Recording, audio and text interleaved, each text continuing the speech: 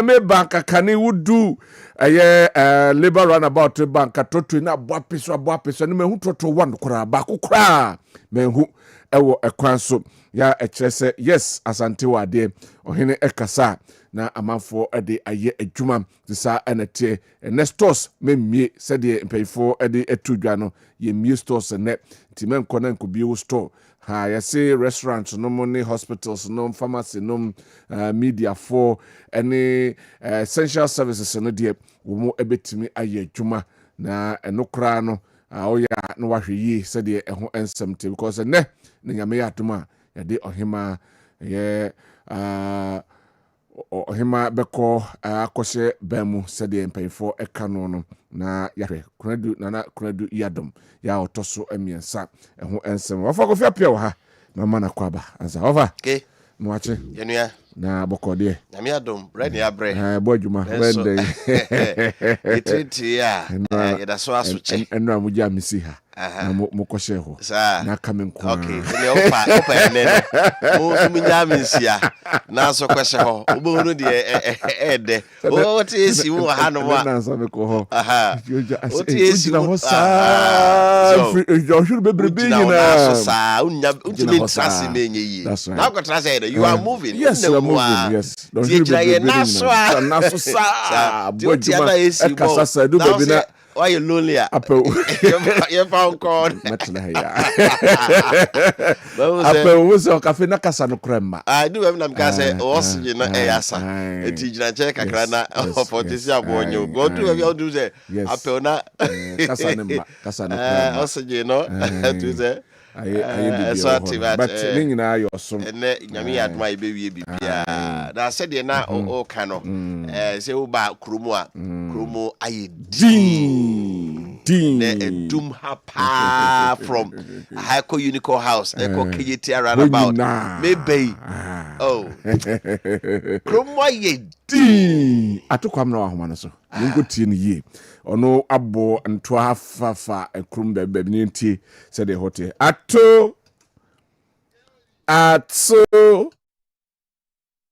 ato mamintu mache na bokode nyame adom ye ho ye wetwa fa nkrum ma yenhwe de ekoso okrum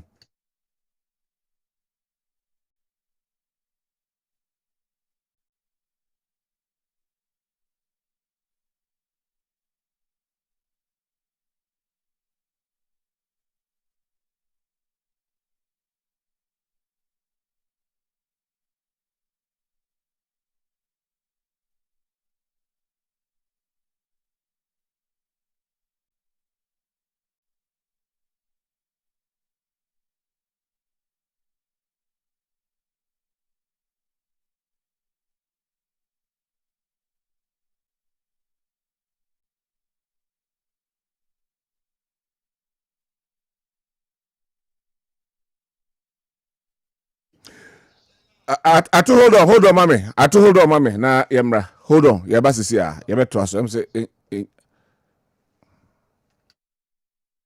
yanto aso mami aha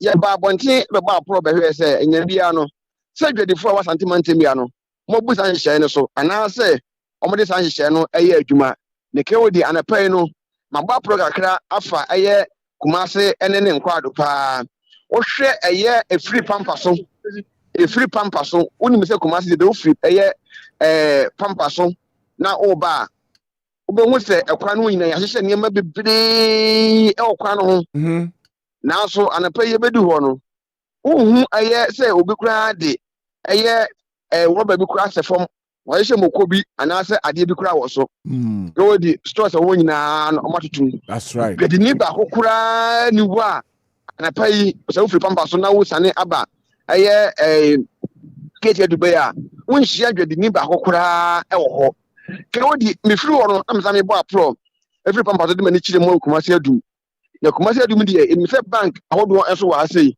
ndi anapai me bomode ekọ eye Ghana Commercial Bank ekọ hwe ese nyambia no adwumafo yɛ adwuma wɔ hɔ no ɔma ba na sa ɔmo mae na so mkodu wɔ na kyɛ sɛ ɛyɛ bambɔfoɔ ɛna ɛwɔ hɔ efisɛ yɛsi ɛma bank ahodoɔ emie deɛ na so bank no sɛ ɔba na ba bi a wɔne dwadifoɔ anaasɛ wɔne adwumayɛfoɔ anaa wɔne temamufoɔ ɛna ɛba na abɛyɛ adwuma no na so sɛ ɔba hwan ɛna ɔba bank so abɛyi sika ana dwadini bɛyi ɛna de sika ɛba bɛtoɔ enti yɛba ikodu wɔ na kyɛ sɛ obi ani hɔ a ɔno so ɔwɔ hɔ a ɔno so ɛyɛ adwuma wɔ hɔ NIB bank yɛdu ha nso obi ani ɔyɛ adwuma banks ahodoɔ ɛwɔ adwuma nyinaa no obi ani hɔ a ɔwɔ ha ɔyɛ adwuma na mmom anapɛ no ebiduma nifa abɔnten no adeɛ mi hu yɛ sɛ wɔn ma no wɔahyia ɛyɛ bamboni baako mmienu a wɔn bɔ aporo ɛwɔ ɛyɛ kumase adwuma se yi mmiri ba halo FM anim hɔ yɛ a edim sɛ ha ɛyɛ bea sɛ edu anapɛ se yɛ a ne bonkum ɛyɛ nifa nyinaa no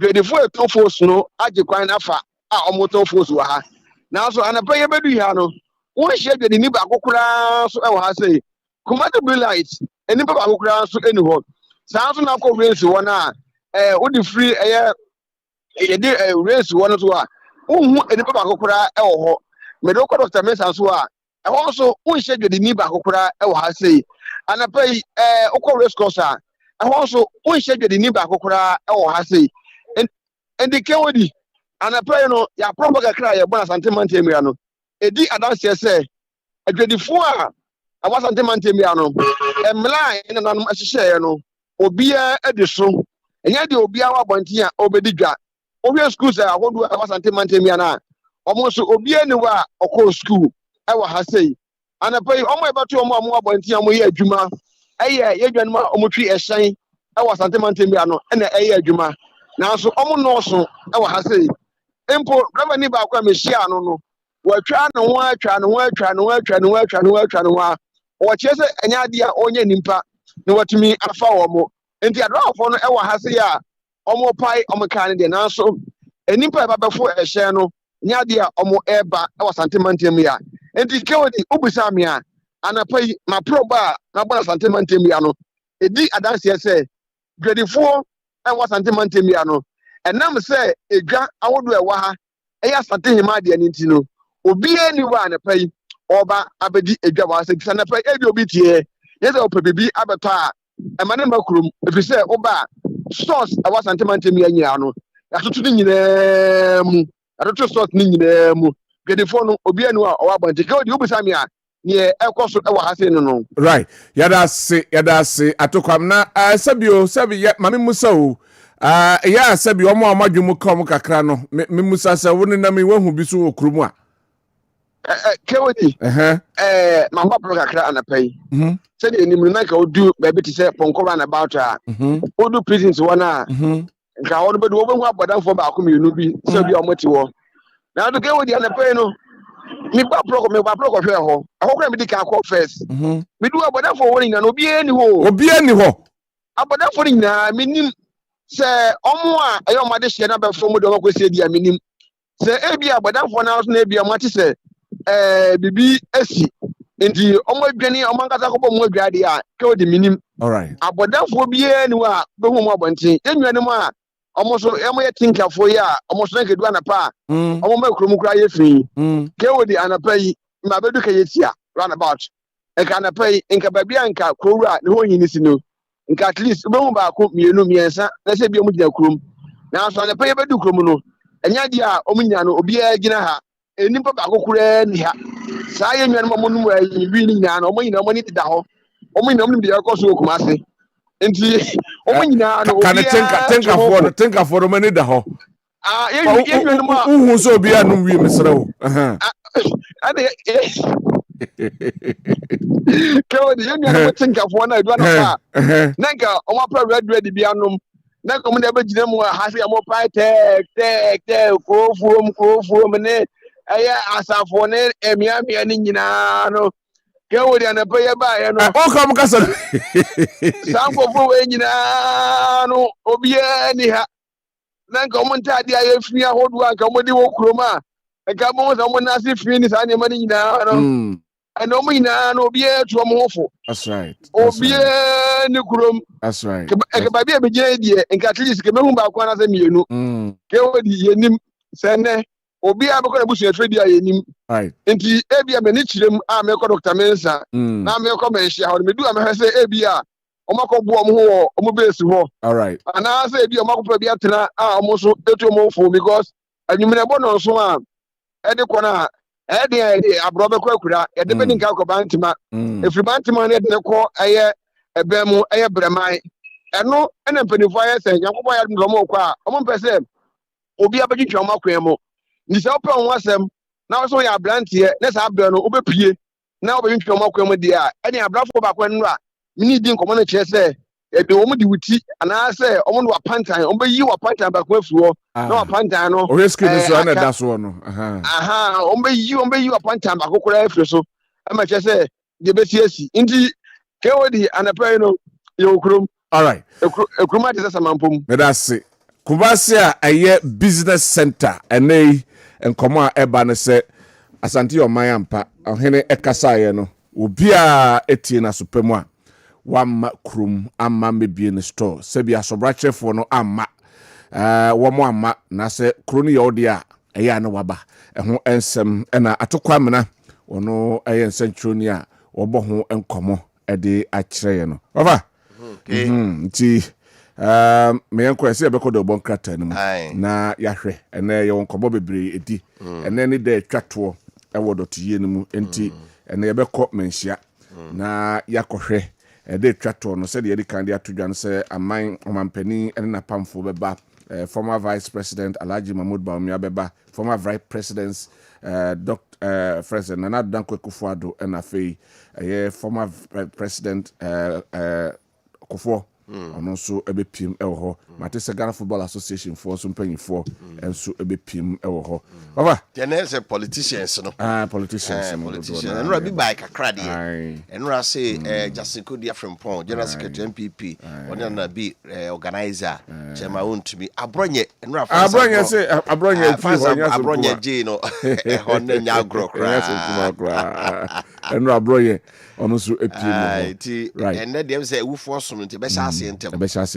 bɛyɛ nɔnkron ne fa yɛ na ɛfiri hɔ a na kyɛ sɛ yɛkora no no na kyɛ sɛ gyinamu a nti bɛbɔ bɛyɛ no mmienu no a yɛwie awufoɔ so no na kyɛ sɛ wetewete sam sɛ obiara woduru fie ansa na onwunu adwo nti nyɛ sɛ yɛkɔpɔn sɛ de nora da biara kɔtɔkɔhene sɔre anwummerɛ no bɛɛ firi bɛɛ nɔnan no num afei na no wɔsɔre no ɛnɛ deɛ wie awufoɔ som no a pɛ na kyɛ sɛ obiara kɔ fie na panifoɔ akɔ baabi ada na nahema no na ayɛ ho ntotoyɛ nyinaa na afei ɔmoma no so firi hɔ a ɔmo de akɔ bantama bɛm ansa na anadwo no bɛɛ nɔnwɔtwe hɔ no mu no nyo atɔ fam koraa no nti time ɔmo de firi menhyia ɛba bantama no ne sɛ obiara wabɔnten ɛna firi wɔn so bantama so kɔ brɛman no nso ɛne sɛ obiara wabɔnten ɛno nti ne yɛsɛ obiara ntra fie no ti mate sɛ mete no nra sɛ apart from Kumasi kuro no kuro no bi a wɔ nkyire no ayɛ sɛ schoolfoɔ nkɔ school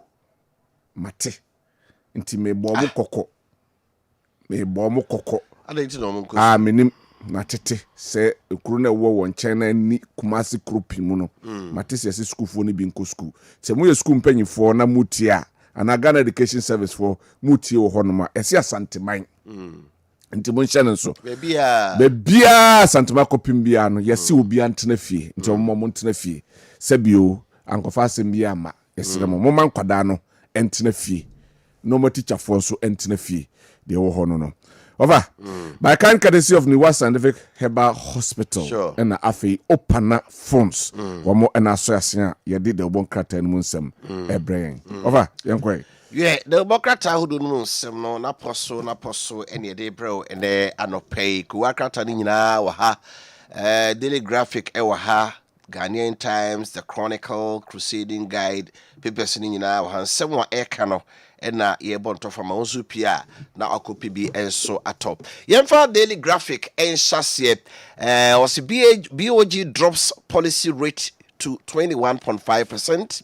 Your investment are safe. Why na eka sasemi na oye bampo ado na eka gbenyere conflict trauma agony grip displays victims we ne nsemo akata nim eno Bank of Ghana mpenifo ahia on say policy rate no e na kire interest rate policy rate no ye Bank of Ghana base on so na ye skakra bia ba atan this ono bobo sia no jo 25% a bank bia de e be kosoro it wote ne de so a so te de so bank bia so bet ne de so to mate so about 21.5% interest rate no kakra e drop guys a for time no drop ya ba 17 years there about nti gradually em say so far so bebre o so far so e drop ni say ya sremo banks na mo so maye no mo swat so maye ne sama me yes because tell me ya policy rate drop pa but here banks na ko comes any margins na monte so maye monte so abai na pese businesses ne adankran so ebruzo but na so mo ye interest rate to Ghana entasumu West Africa ha interest rate ne chewo maybe how sa ho ya de chewo bia de because there is single digit se maka say omukwan omufa so calculate kura still Nigeria kura no obi we say Africa squad om francophone but Nigeria na ye anglophone no yeah it's here DNS docs are double digit 20 something 30 no okay ko bobosia no 20 to 30% e di adwa na obeya obeti operational cost no onye biedie ansa no akutua eno the default rate ne high omo ntumi ntua no banks be ka cho so bebreji omo ntua mutete so anke betua mutete so betua say Bank of Ghana the na say ba for more so eno need to be ba for more there ba be teams mu ho a honum afa gbenyeri ntokwa ye si o amanfo no bi dwane ye ekọ Cote d'Ivoire na bi call Ivory Coast call president Burkina Faso memo no wo mo adwane no mo mra fi obi asuro obi asomba obi so say area no say conflict ntokwa no basa anadwo awada no na omba osu ambetu so udi unda ho anadwo bibia besi o sin so je ni paint metwitwa anyo de obi onim area ho pa no o say minister ko ka kire so mo mra fi no say to ba se kakra because said ihumboa ato nipa so za te betutu bi a ne humboa to so no sa kana kra na ne yemo hye no enti omo peso meba na da oye gbampo ado wono so kire say so sika eda Bank of Ghana na sika kra bia mo a ho edwo ya eni se oyem hyehye se bia bibia besi yanko right yan for the Ghanaian Times and trust emamwa ensuring road safety government to crack down on rickety vehicles transport minister who answer the abetu edwanon all right yan fan trust our automotive industry receive boost no so e hanum essay na ohwa turning Accra waste into wealth and also our kratanim and MIIF award scholarship to 45 female students of UMAT and also Edaha.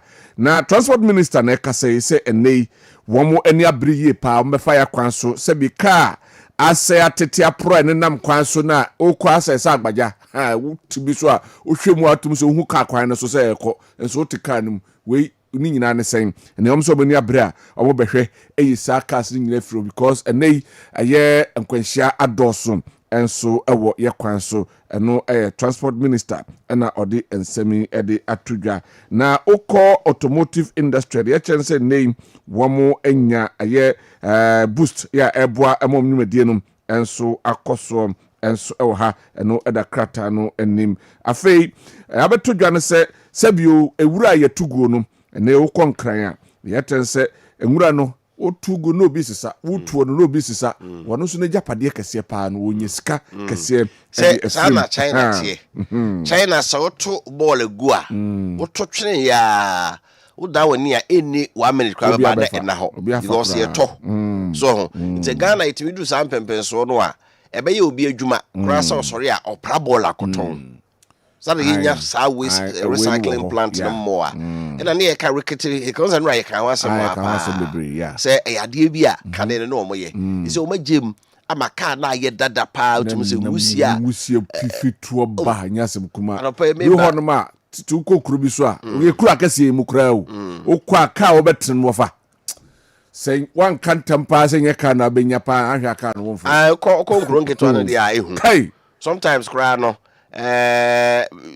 yeah so no si fa nipa no dodo etika wo hwe ba bi ya park nipa front taxi wo ya park nipa 9 tuti ha baako driver se driver ne ne chain driver to no baako ewurade ya yabo nine to ne bi bonnet ne bi butu nyina na ekwan so efa so nye kwan papa hokra de say na krum wa ye kru wa chese ha de o peka kasete bia obenya bi ka no dodo no no awu especially ovans no any taxes dodo na also ovan dada no sa dada na chepa papa obu ane de kwatwia onye repair onye maintenance onye hwe na posifo ama no the navigator nya adwuma bia nya adwuma no de nam na ofro be po kakra bia na semo aba so asemasi eno na eso mo crack down na saka bia te se bia no yenyi free no mo nya yakwan no so yie because sa kwan na ka obi mfa ne ka afom no nkosi so this is that ya no go kosi so yes no hasem no yento aso daily guide ko wakrata no ento aso daily guide or say TikToker jailed 7 months over threat to kill president no pay maka ho nsem Kwame Nkrumah to so mienu sisa ne friend no o se obekum aban panyifo o this one who say green plate no wo ho obeku journalist threat of harm aden na or capacity to do it there eno ne asem because in law no so be threaten so obekum obi a ya na judge no hwe say nipa no the capacity to do that it's possible say bia obehia wo ana say essential bia wo hia wo so uni ahobambo bia ba was president oka won na yi ni mu na TikTok video ni mu but the ruling they say president right the way you be or incite the public against that's the ruling so incite the public against the peace na you want public debt hits 628.8 billion. Dr. Kessel Atofo Symphony Elha. You want to just say free June, July, no. Ghana is sika yeka idea no 15 billion abeka home. Ama say yeka no akoye opepepe ahensia eduno nwotwe ene opepem aha enwotwe a no opepepe no a billion opepepe eno opepe a million. Okay. Selective justice mass dismissals erode Mohammed's goodwill report. Remove aba echere say Ghana for se wubusa enipa be wo ha ebobu pen adunum 50% echere say omobem eyebu o mampani mahama ho enemu 42% 45% so je say omoda swara ewogidie say the otkan so obeye no obeye na de do no aka ye no eye womo a on se ba yi agbadwumefo bebredi se pipi fo amfa kwampa so ene fa wo modwuma badada no abreso ena se atentrene no se asem ne ba asachibi asem ne ba na se di obi a wonye aban nipa sisi a wokai demonstration am koye yoku ba chema wontumi o cha brand bi ho che na ne kokko 2 weeks remand but a ba chief sofu azuka eno mo ablikuma no how friends how akumsin de no ye kai se ya che o mo bail what obi a hu security amanfo hu no se ase atentrene no yimu wom sa ne ma mienu na ma banfo eche se da bi kan che yo bosumin sia bosumin son se bosumin wotwini asemo Kumasi shuts down as Asante Hima goes home today. Asante Menra otoko so mfoni wa ha na kunadu ya dom so akokura ono so mfoni wa ha se de ye ka no ofa kurum Kumasi na obon se ampa Kumasi for Edinburgh eye adwuma be bia ye din eno am koduru ba bi na bra ye ba no freeman she ba nwumre no na ma bi ka sai yebeda be nya kwai pa agi ahome aden bia ye sori a onu anu se da bi obadwa wa bre eso nyina ahome o we pa se mo ka bia ye sori ahoma che na atia yebeda beji ya that's obisho one day Ghana for you. Okay. Anyway, Yentwaso home. For the Chronicle and Twaso GIS officials on rampage. Lawyers accuse them of unlawful occupation, threat, intimidation of his client. And no, aircraft and a entrepreneurs and investors network. Okay, declare support for Yentwa and also Kennedy Japan. And no, Afei Oba Brian. I'm committed to politics of delivery, not empty rhetorics. And also inflation falls to 4-year low. Bank of Ghana penny pa Ghana Immigration Service officers let's see a question mark the siho womu buafu ana ya ene omo edi sebi ni se omo ko bebi a oso omo ko na lawyer sebi oda womo a omo akodi nsensem ewo mo nsam no mo kyerese ekwan mo fa so mo de dwumadie no enya ne kwan so no eno ewo eye krata no enim afei odwo ni kyeremu a womo a omo ye omo adwuma ene womo a sebio womo ene womo edi niema eba ntase investors innovators in network womo si womo attack energy ejepon akiri pemen eno ewo ha Brian BA28 wono so ewo ha ose wono sebio anya politics a sebia de anu hunu eka keke ena wodi akiri nemmom woka woyo eno ewo krata no enim ena Bank of Ghana penipa Dr. Esiama Johnson infoni at the house in inflation abafom a kan fi nan a atwam a abafom pa no so ewo krata no enim yemfa the daily dispatch ko wa krata don to so me hono say one penny His Excellency John Dramani Mahama ni infoni wo ha ya no ahye na African way na ode ni nsami no aka abomu sei asem wa woka o say democracy must bring real development, real improvements in people's lives. O say kemam kebia memu no say dodo amemu no amfa sakraya mama nipa na niye o masetrem dia na enye kebam o say na ye the immune system of democracy.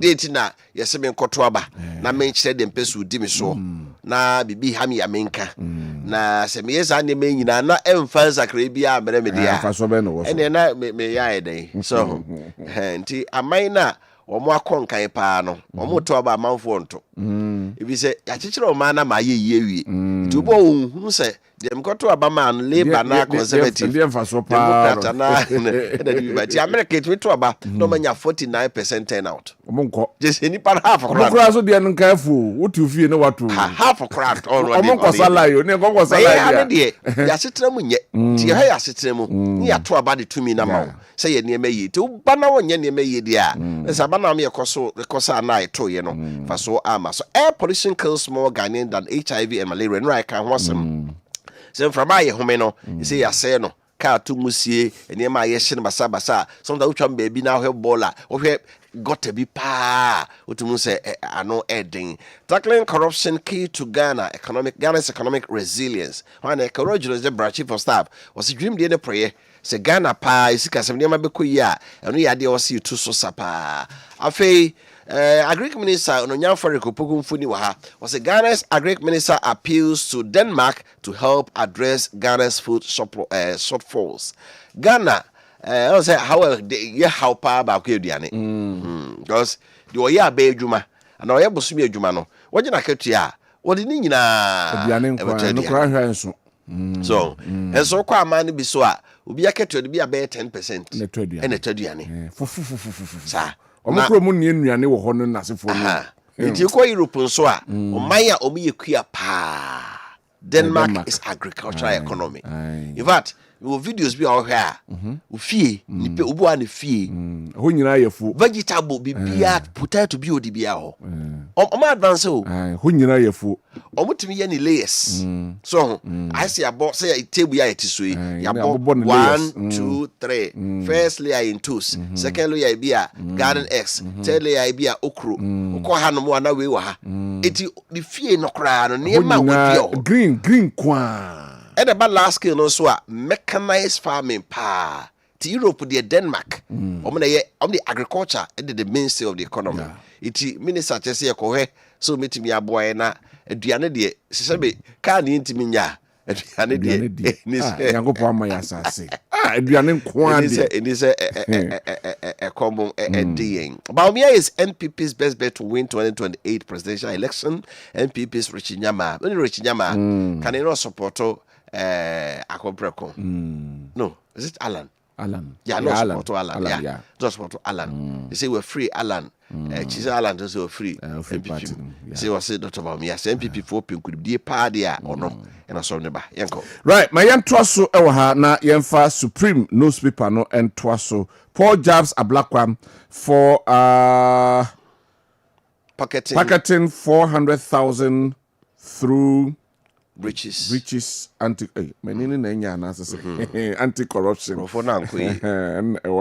Ti Paul Adomochi in phone at the ha say any for pocketing 400,000 though preaches anti-corruption. Okay, we and some what they attribute say any Poladomotry attitude at the ama the foreign affairs minister say oh sorry I say you can anti-corruption can was some mujina popular wo cancel and no adokro and no our and for bold decisions result oriented leadership Brian and was saying at the attribute say no and yes, I be near Casahunu, name otimi etwana mama name nyina ekọ asuye enso edmamom. All right. Afi yekwase honma Eric Opoku targets agricultural transformation with Denmark partnership and na yeka ho sem no fa yento aso. Ye to so na kuwakata ye de to so the National Enquirer. National Enquirer kuwakata na Christian Leaders Unite during landmark meeting on national prayer, unity and governance. Afi okasanso ede efa excavator evacuation of excavators from Tema Port not secretive. GPHA clarifies.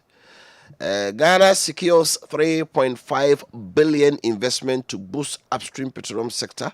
Energy Minister Ena Ekaway.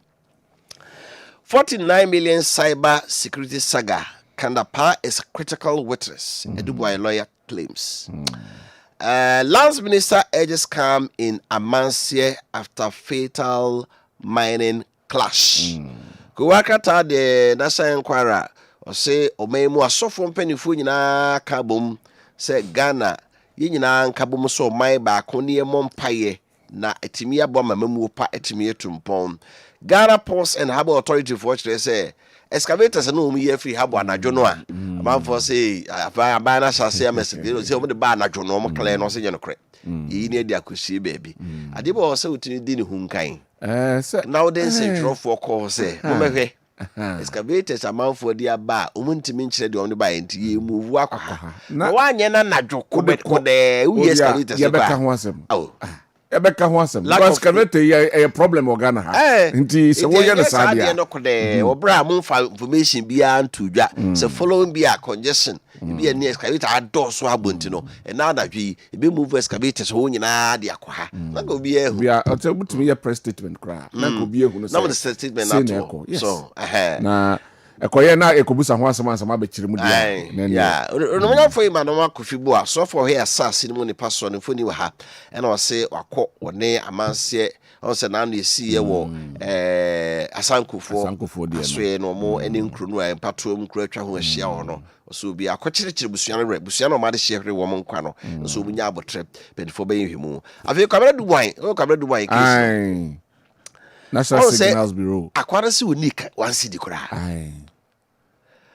atani gena so say odiska we cash na o sika no mini na also disclose baby e bia fair me ho nsem be ye de ja na o say ade ne pem no kura pa yakofa kanda pamra no why national security minister eti baby esika ni bi fa ye bia won nim na national security issues ntino enya de ya fa ntwa bontene sa edi lawyer ko gina court o say ade no kanda pa na the key witness we abekere say de moma dwen say Kwabena Dubai is kare die no nti so obeji atom so a eno no right my effort Daily Democrat ento so ha Goldwater cracks down on criminal syndicate eno enra ebae nipa miensa macho omo de 4 million Ghana cedis ato enai bi so no eno ebae no so ewo hanom ese afei oduani echirima de ochene say 23 NDC 2024 PC appeal to President Mahama and also our Kratano and Nim Sanso and our government opens portal for coconut seedling distribution. Say abine ebie a year portal one more person would be a kube no we be kube so ne boy yedi e kwasropa say 7 cities baako kube na 2 cities no obi kwase 10 cities 10 cities. Enim heya 10. 10. 7 cities ya na chese wako krum wako baby atunton kube no. 10 cities kube bako. But hu hia. Ba montete so kakra ba ye. Na de ewo ho eno no. Mayanto sofa. Ye to so ane de ko wakrata ye say enquire na ye Democrat Democrat the business analysts business analyst ena so was say Ghana's debt sustainability has improved significantly. We why neka racket as sourcing. Was a Ghana can ye cano. Was a cano course pa. Ya na just always sky yan memunua. She can see do you could yakanoa. You be in your way. Was it say dear? Maybe a baby drono. Ye, you bet me a manage. Na ye tria ye cano. Ni yaka crasso the day. The year and Puntujuma. Producer inflation drops to 3% in August, lowest since 2023. Also inflation, your consumer there, and your producer so there. As a producer inflation, cost definitely at the end on better to new. But as a more produce no. Inflation rate no e drop a de no ya enra me call baby na nyema bi ho a omatete so omo ahwe baby a dollar no e ba for ebi be yo na bi nyo omo yi bi afri so just to make sure say we clear those goods because you know $1 na e ye chen kan na no turn 15 16 no so on the who no say mete so na me clear na me kofa foforo ba me nyamfa so bibi so nte so ba wo wa want so so ni marketing pa ka beto so kakra na etb so about BOG cuts policy rate to 21.5 say they kai no na no so e ha 5 outstanding Ghanaians get diplomatic passports what the Maya ana nyono what the Maya okay ho enra me ho mpani dipa be num bia wo omanya diplomatic passports YouTuber road man okay ho bi government to modernize metro mass and SCT with over 400 new vehicles. We good news. Very, very good news. But they are bad woman say. Come of maintaining they should look at the policy now. Policy. So change policy because it's a boat crash near Pakistan. Professor Simiadeka Simbi. Was it the Ghana education?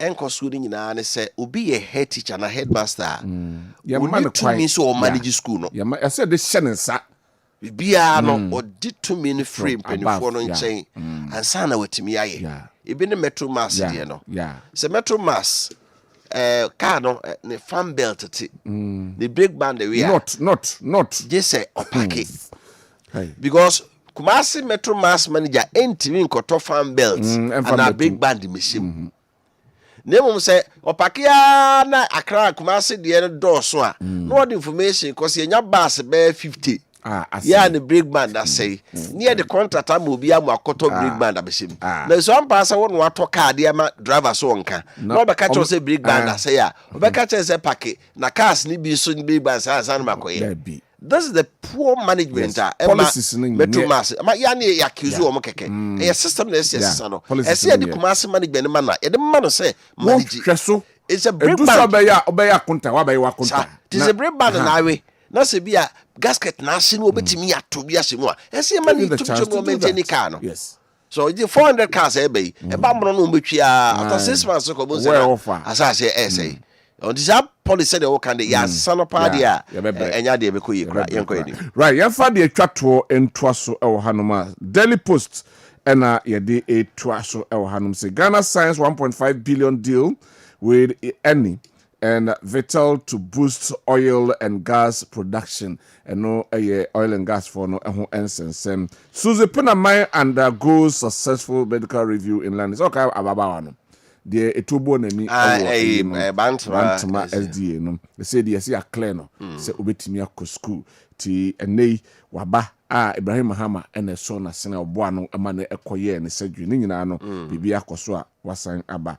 Tokonu challenges her removal as Justice of the Supreme Court. Enra, Yebeto Juan say, wa file application say, omampeni ewa kwenya say oyinu say Chief Justice there. Name 146 krona mo mampeni kwan say also free Supreme Court inti or the Akwadine Court say on Kabi emfa emano. Charlotte say or recount threats during tenure as UC boss.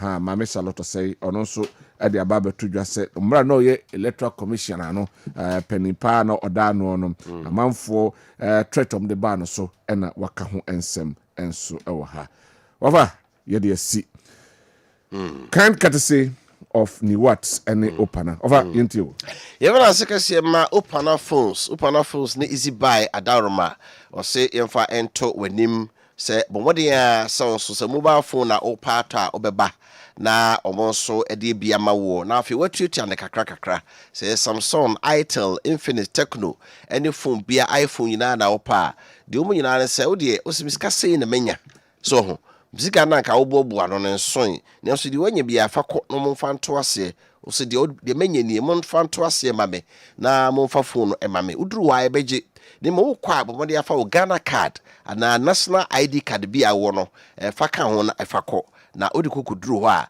wo beje na afei the phone number no ebusa o se opeso otua ne sei so na da bia metwa susu 20 Ghana da bia week bia na otwe bia metua 100 Ghana ana bosome bia no metua sei ne the app no ato phone no so ama wo enti unya sika e wo bia o telecell ana se etati go cash mum ana mobile money mu a o se me yisi nam dia to bo app na wa transfer sika na tum na che etiti phone no ka no ma to wani mra ho so no na otua phone no enso kawi we boa ma ho haropa so boska pudu ano ansa na wakoto mobile phone Opana phone shop no Kumase mienu nyina wadum ba ko ni Prudential Bank abrosan aka ne free unico house no bank na wase on ehwe ni mo pe ba ko ho afi Ezra FM abrosan so hwe ni mo pe so bank no ba ko ho ni won kasa e wo 0244 255535 0244 2555 that's it 0244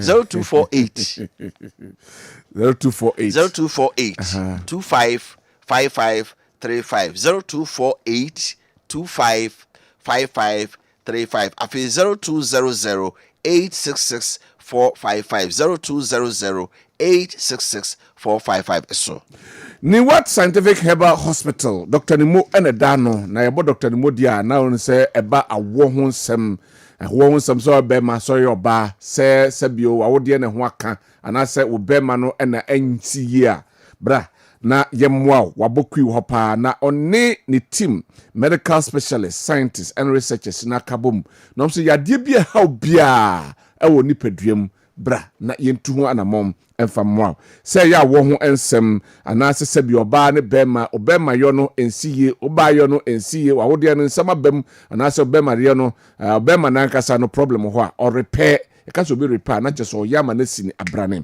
ono eka ho ana se obeye ama sanso na se bio bema no kwadwo chesen kwabia nim obetimi a revival ama enkwa abam sanso na se bio nkwamwa no na esa and also oye ho adwuma prostate na hawo prostate problems and I say o kidney o liver and I say wakoma ka wo sa no ene wakoma ene ne hawo abemu a odi ho dwuma afei kokram set biara fakodan Dr. Nimo ene na pamfo na omomwa hunum kankan money fancy math order ene ne ubiewa no a no bia si ne hwene sabio yade brane yankoma obi oso a wo spark car na ni na ne battery wu ha bema oboso nwe na ewu na da fom kodwo wo be ye ne den ka no nyeso bra na omwa na bibia enkoye mawo afei infections ahodo sent shewa asthma diabetes moja na semfanse esichi yade hypertension moja mroso typhoid fever ulcer yefum kro stroke mubuye ena achiwo anase onompenum ena problem abamu honam ani ena problem ba anase twere epilepsy hepatitis A, B and C anase obi ohonoma enche na dwen no ni referee eniema o kawe kosi ha ensi so bra na womwa afei chronic anase non chronic disease ade bia no fa bedan eye Dr. Nimo ewoni wa scientific herbal hospital na omwa enyi emfiri ho mawo yewo laboratory services ho scan services and afei yewo machines ahodo a yeboa yade no se bebi ahye bia no ebetimi eyina ba eye adwuma efiri dwada ekosi memenda kumase ne nkra nyina anopa no son ebo paimu a kopense no nsia bebo de biara da kumase yewo atonso Monaco junction yene adansi rural bank ne die no hwe enkran so mile 7 overhead na Tantra road no so no eho ene ewo yene Janet corner no ena eben home for 0244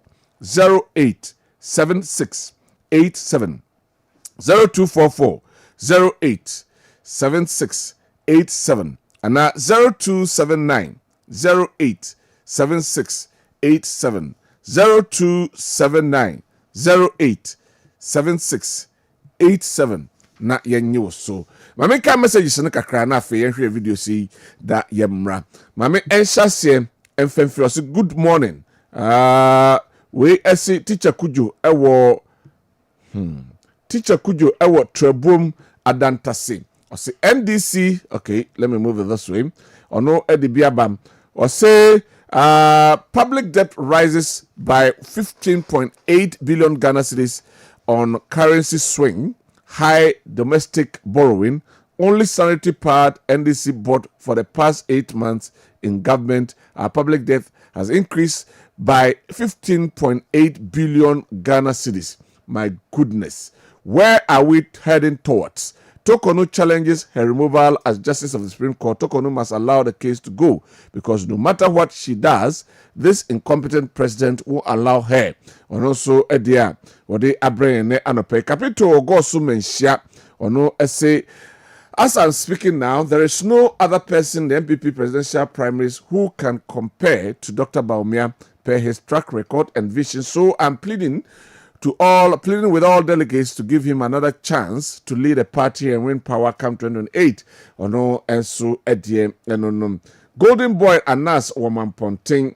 Ono say good morning, Kodi. Today is the final day of the Ashanti Hima funeral, so all the NDC members should come on board to accompany John Dramani Mahama to the Menchia Palace. Yes, and again, the MPP communicators and their serial callers are so desperate. What are they doing? What they are doing now is propaganda against the NDC government. They need to file their scattered party and leave NDC party alone. Okay, Abbas. And so, Edia, Golden Boy, Anas, Mum, Edia, or the Abreno. Befi, Ewo, Adwato. I said, please, let's all be guided by the directive given by Menchia tonight to make the crowning of today's funeral incident free. And also, the other boy, Jumedian, and good one, I'm okay from Bantama. Or say, Ransford Jampo, your hypocrisy is staggering. You exploited your union for power. Now your government's inactions on Galamsey is destroying our future. Kufuor's government banned all mining activities from April 2017 for 20 months, which helped the water bodies become clean. Since NDC government have goodwill, as they claim, they are in good position to declare state of emergency. All right? Yeah, that's it. Okay, Edia, and no. Bob Watting, Ewo Achuman Nirbehi, or say member of the MPP Media Patriot, or no, say Asanteman should respectfully obey the rules set by Menchia today. Let's give respect to our late Asante Hima Nana Kundi Yadom as she joins her ancestors today. All right. Thank you, Oyibo Boating Edian Kodi. So someone can insult the 2-4 and other chiefs and the Supreme Court can quash his case, but when others insult the president and government appointees, that person can be jailed. So is the president and appointees more important than other individuals in Ghana? And nah, God is the good judge. Prince Ena Oduwei Abrene Anopei Kwadwo Buadu Ewo Kumawu. Ono say yes. Who say man no day? Man day, Papa. If you're a man or a woman, come out and open your store for marketing. You will see the difference between one and why. All right. Ono Edianonom. Masabudu Kumasi Bantman. I said the funeral of the late Asante Hima is not only being at a venue for showcasing Asante culture and tradition, but also to witness remarkable displays of traditional and spiritual powers. May her gentle soul rest in peace. All right. Thank you, Masawood. I picked the last one. We see only NDC has propaganda secretary, and now John Mahama is telling Ghanaians that the economy is more than the people's life. And John Mahama from Edu University campus, and Oduwei Abraham. Afei ma yanko na yenhwe videos 102 na afei marabiti wofa. Ma yankwe na yenhwe enano ena the Catholic Bishops Conference. Wamo eka se Omampeni and declare state of emergency na omfentia Galamsey. Yanko nenko tien sampotia Catholic Bishops ede etudwa na yemra. Right, yɛ toa so ɛwɔ ha mampani nano ɛwɔ Goodluck Jonathan ɛne dwumadie bi ase a mode aba na ɔde kɔto dwa sɛ ɛnɛ democracy ɛbɛtumi aboa sɛ democracy bɛtumi akɔ n'anim a ɛwɔ sɛ wɔn ɛhwɛ ɛma press freedom institutions ɛne organs ahodoɔ ɛtumi ɛyɛ adwuma rule of law ɛyɛ adwuma nnwuma schools ɛne hospitals ɛtumi ɛba na wɔsan de to dwa sɛ democracy ɛnyɛ sɛ bi yɛaka no ano fafa kɛkɛ yɛnkɔ ne yɛntie nsɛm a ɔmampanin ɛde ɛto dwa ɛfa saa dwumadie no ɛho. Renew democracy. And so, to renew democracy, we must do certain things. Of course, the first one is that we must strengthen institutions, independent courts, parliaments, and our electoral bodies. The second is that we must deliver development, because democracy without development, democracy without roads, democracy without schools, hospitals, and jobs will always be at risk. The third, we must educate our citizens. For us, Thomas Sankara said, and I quote, he said, "A soldier without political education or ideological training is a potential criminal." The same is true of leadership without ethical grounding. The fourth, we must protect media and civic space. A free press is democracy's immune system. We must also build regional solidarity, because the fall of democracy in one nation weakens democracy in all other nations. And so, to renew democracy, we must do certain things. Of course, the first one is that we must strengthen institutions, independent courts, parliaments, and our electoral bodies. The second is that we must deliver development, because democracy without development, democracy without roads, democracy without schools, hospitals, and jobs will always be at risk.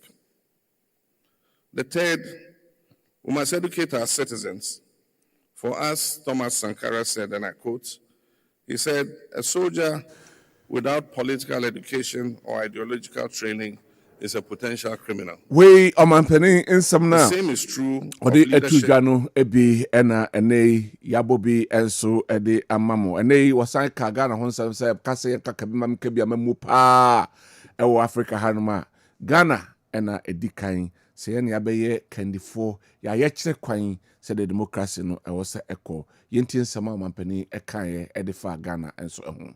Beacon of Ghana and recognition as a beacon of democracy in Africa. And since 1992, we've witnessed peaceful transitions, a vibrant media, resilient civil society. But let us be candid. Some negatives in our politics threaten survival of democracy. Inequality, lack of opportunity for young people, monetization of our politics, misinformation, and all others pose grave risks to the survival of democracy.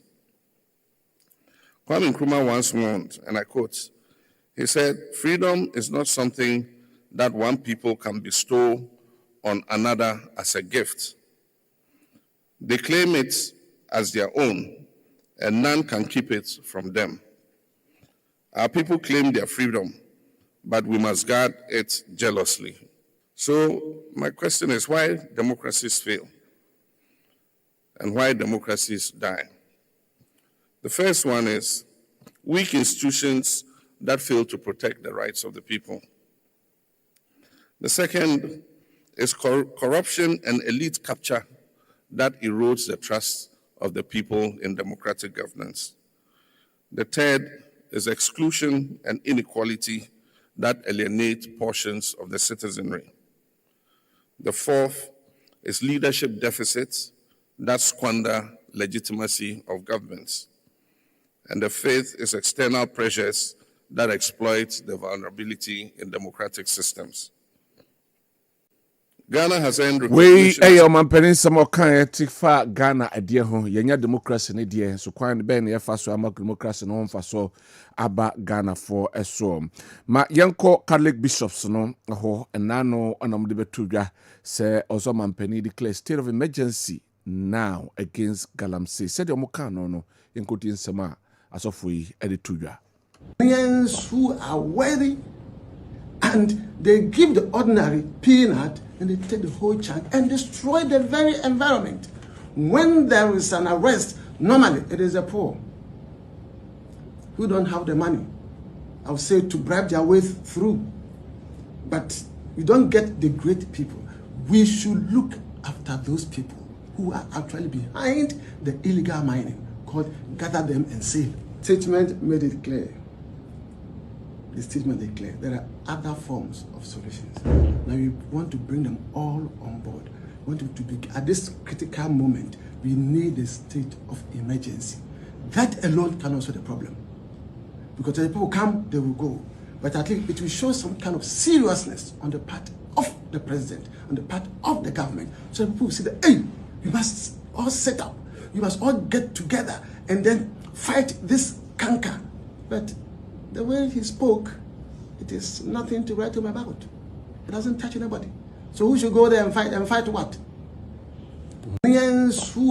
We a Catholic Bishops Conference and omde etudwa say the government should declare a state of emergency. I'm saying no kwa na betimi akona mum it will make a statement say Ghana eni abre say pese yako gadamse no. Transport Minister name or the atudwa say railways acquire so ni omo ho no ni omo asabi yadidi omo ka ewo railway djuma no ni nyina no betu ho djuma na afei aye sikasama ho aye din ema railway acquire no eno so wetu ho anamon yentie nsema and also odi etudwa ade efa ho the transport minister nsema odi etudwa yentie no. 2. Perfection of titles to railway lines. The Ghana Railway Development Authority is currently collaborating with security agencies and Lands Commission to launch a campaign to remove encroachers from the railway right-of-way and perfect titles to railway lands nationwide. This is to enable our contractors to have unimpeded access to land and facilitate early completion of railway projects. 3. Railway labor issues and Ghana Railway Company Limited staff salaries. The Ghana Railway Company's operations have declined over the years due to infrastructure deterioration, which has limited its capacity to generate sufficient revenue to cover its operational costs, including staff salaries. We are engaging with the Ministry of Finance and stakeholders to develop a sustainable solution going forward. Ladies and gentlemen, I must add that we feel for the workers and we have gotten close to resolving this issue and getting them their salaries. We the transport minister no den some way ade atudwa de chem Western North regional minister and lands and natural resources omo a launch responsible cooperative mining omo HS skills nafi omo hwe kwan betimi to galamse a essence ase no so ewo bia oyinti sema ode tudwa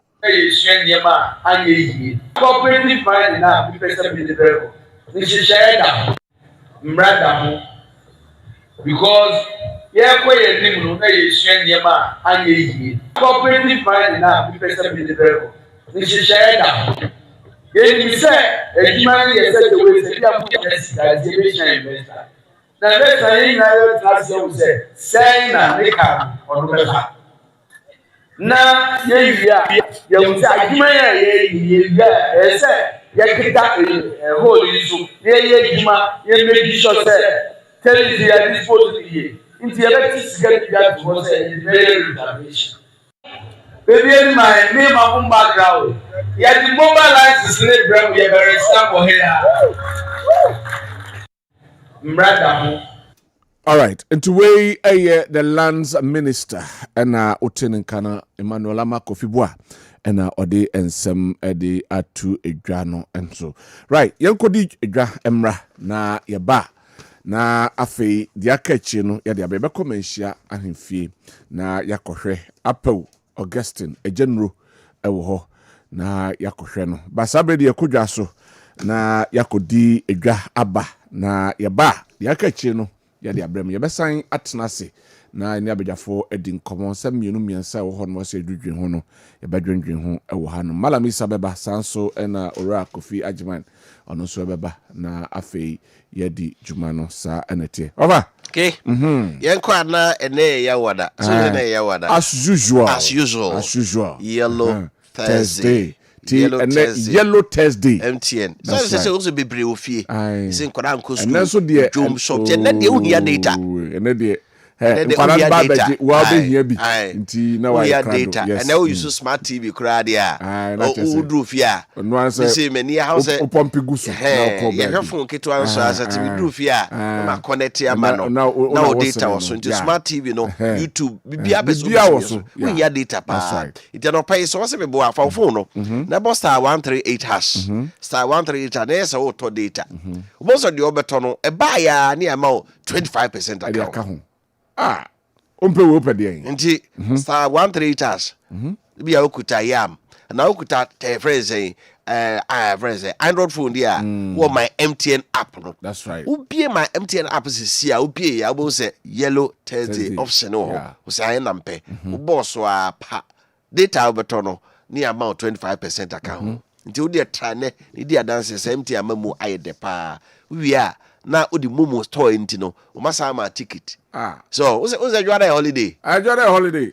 go Kwame kuma birthday ni Kwesi Ada 21st the Juada ye holiday Juada the na ye unofficial holiday Juada the official holiday the holiday bi na wako e bi aseba be sin makra na wese mo ojojo ho tena ho na Kumasi Golden si wako jojo ho na sini we na mepe ye de ahyimu ama o waje snack bi nwahwenti we double bonus pa MTN yellow Thursday to data ni amount 25% but so more to be ne di ho dance chere right MTN kroya na ejina ho MTN de omde niema na eba everywhere you go MTN bebia MTN na chese bibia ekoso de e de amount nenei ompese wo down ho wo ho abafudie ye koyanim na wo kobi na so abafu niema wo ye bi ti enei ompese o ye smarter wo ho na wasan aye more secured na afi wa ye eco friendly ni nyina ne se omo akofa jimedie bi anase ye bi ya friend se seamless extra phone eco seamless ya fi na de chip ebechim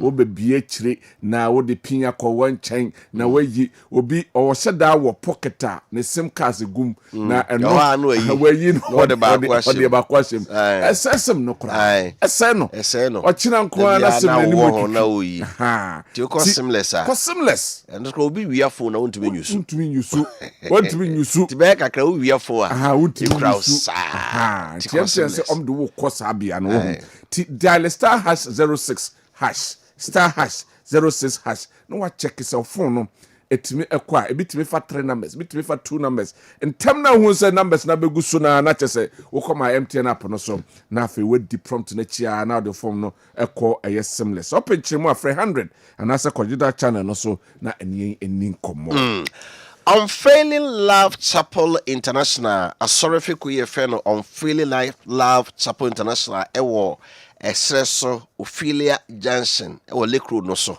oboso body mediaka si bi ahye so ye fe no Breaking the Power of Proud Waters esubonte yiri so na no odin pa se bi rafa nyame maso no e be si ne kwan nyame se zone bi rafa o se kra no a ono be raise standard bi ama o enti bo modern ase dwede be kwase bie no how bi ebu afa so se wadwuma sem aware sem akwantum sem how bia no esubonten bi ara bon sam pese yiri fa so di osonkunim no we the conference a ebekoso Breaking the Power of Proud Waters Conference 2025 and ebaso you dey say maka no your Unfailing Love Chapel International ye was Ophelia Junction omna edi dwumayi asentwe da dwumade so no o say by the rivers of Babylon so kai nyom no by the rivers of Babylon binim say Bible mo Bible Bible for do mo call Babylon kwasomo no ho enom kotra Babylon subonto no mo tonyom say ye kai desire pa na tie inti Babylon subonte ho ho ena omo kai num suye frɛ omo asas konkron so bebode aso be kodwede ase bie na dwede eba so efribosumi de to so aduonu emienu 22nd September ɛwɔ bosome du no October no ne da ɛtɔ so emiensa ɛwɔ Feel Love Chapel International so Ophelia Johnson penifo a ɛba no akasafoɔ no ɔmodɔso Prophet Perfect Somalia Ejay, Prophet Perfect Somalia Ejay Owasie, Reverend Samuel Arthur enso bekasasie, Prophet Stephen Arthur ono ne urempim wasidua, yumede esini na eso, and afi Prophet Desmond Tutu, omu nyina so ɛhɔ a ɔmo kasa bi yumede bia no bɛhyase for enwumere no nsia empa mu kopim se akasa fi honkronkron Yakopɔn de ama wo no, ɔde bɛyɛ adwuma enso bomode abra na Yakopɔn enyina kyire na yedi ne promprom yɛ nya wo de. Opim wasem se bia for 054 022 733 0545 022 733 so right me afan to just say Ghana Premier League no ahyase nano na watwe no etwemu no na Ghana Premier League no ahyase na ahyase no wa uhune say commentary mu hwam emu ode professionals a wo moti football na se eto kru no maka ho nsem week 2 no baso na nyame yedme fiada na ahyase ewo TNA Park Takwa na Boso Park eho ena baso na Mediama ene Vision FC ena edi esiani so ope commentary mu da honom fine na chese wa ma dial no ada 93.3 and asa 92.9 near bro commentary correct one pa ya be chechemu said the go beba said the infringements beba bibia beto from biano ya the amount from 4:45 na ehasiem na afi memenda ne kwasiada so 2:45 p.m. na chese ya hyasiem no ma dial no adaha and also ya bro updates and commentary professional commentary papa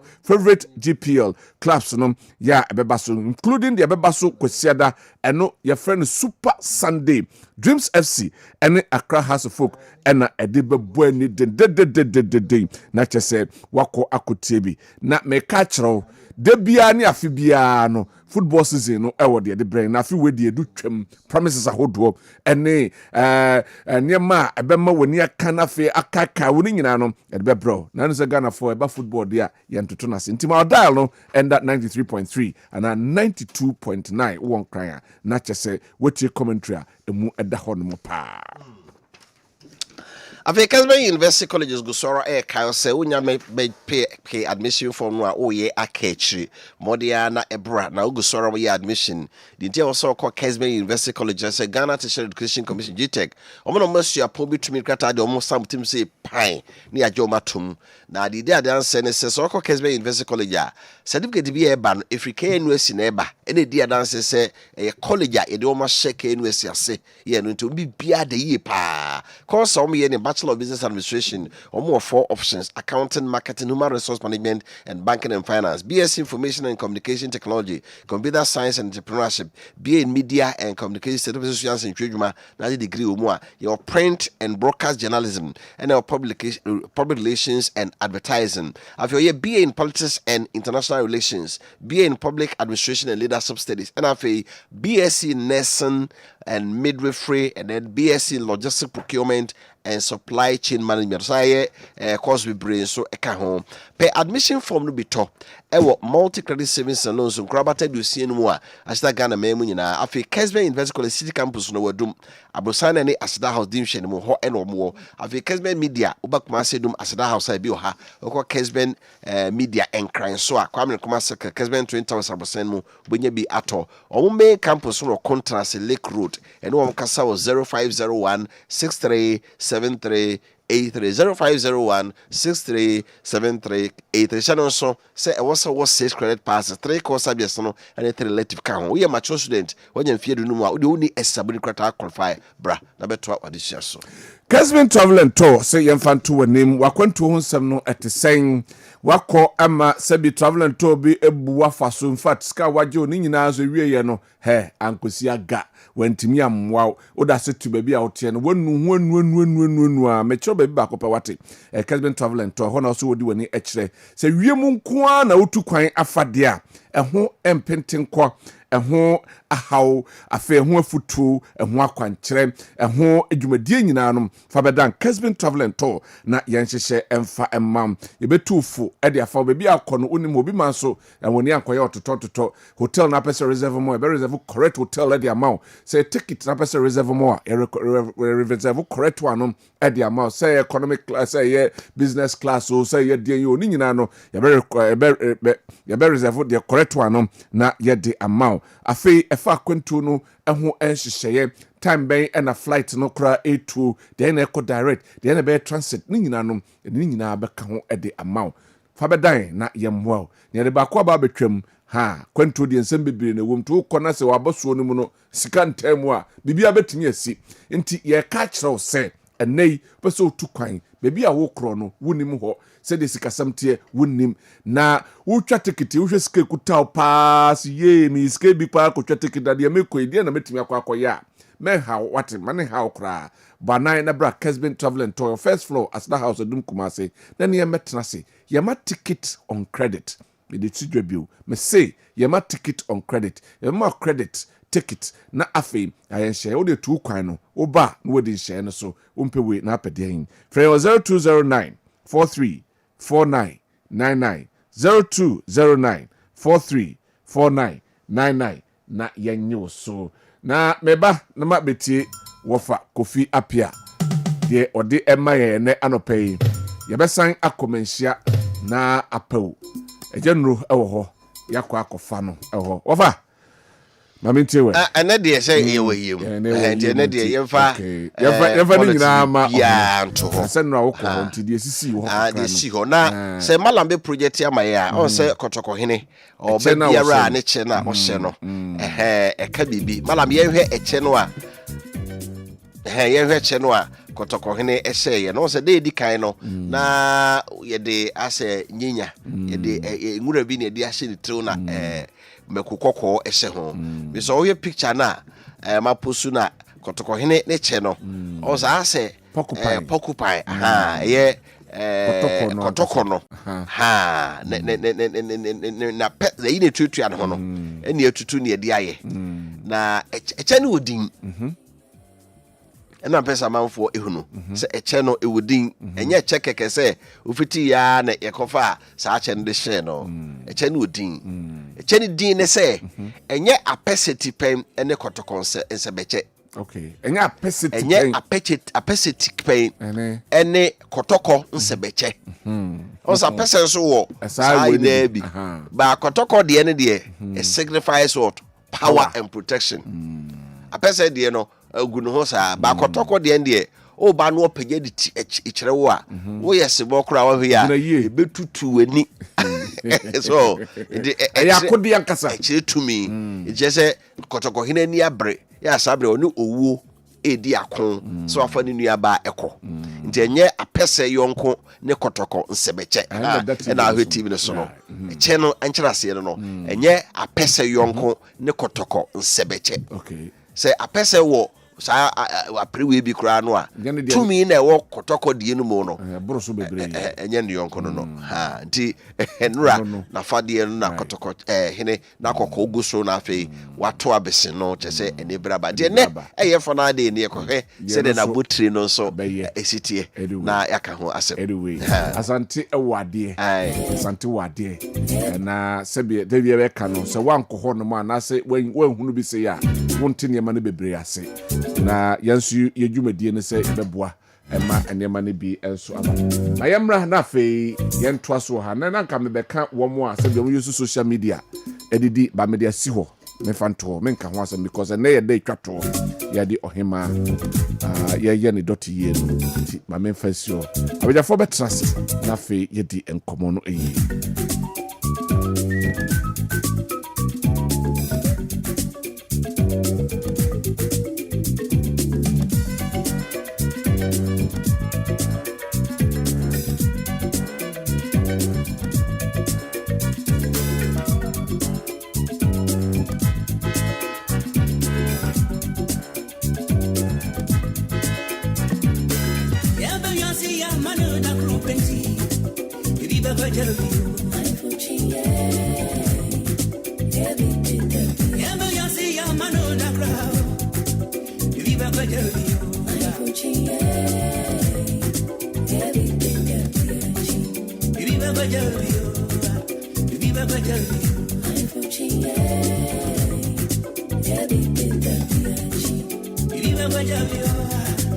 Viva All right, so that is it.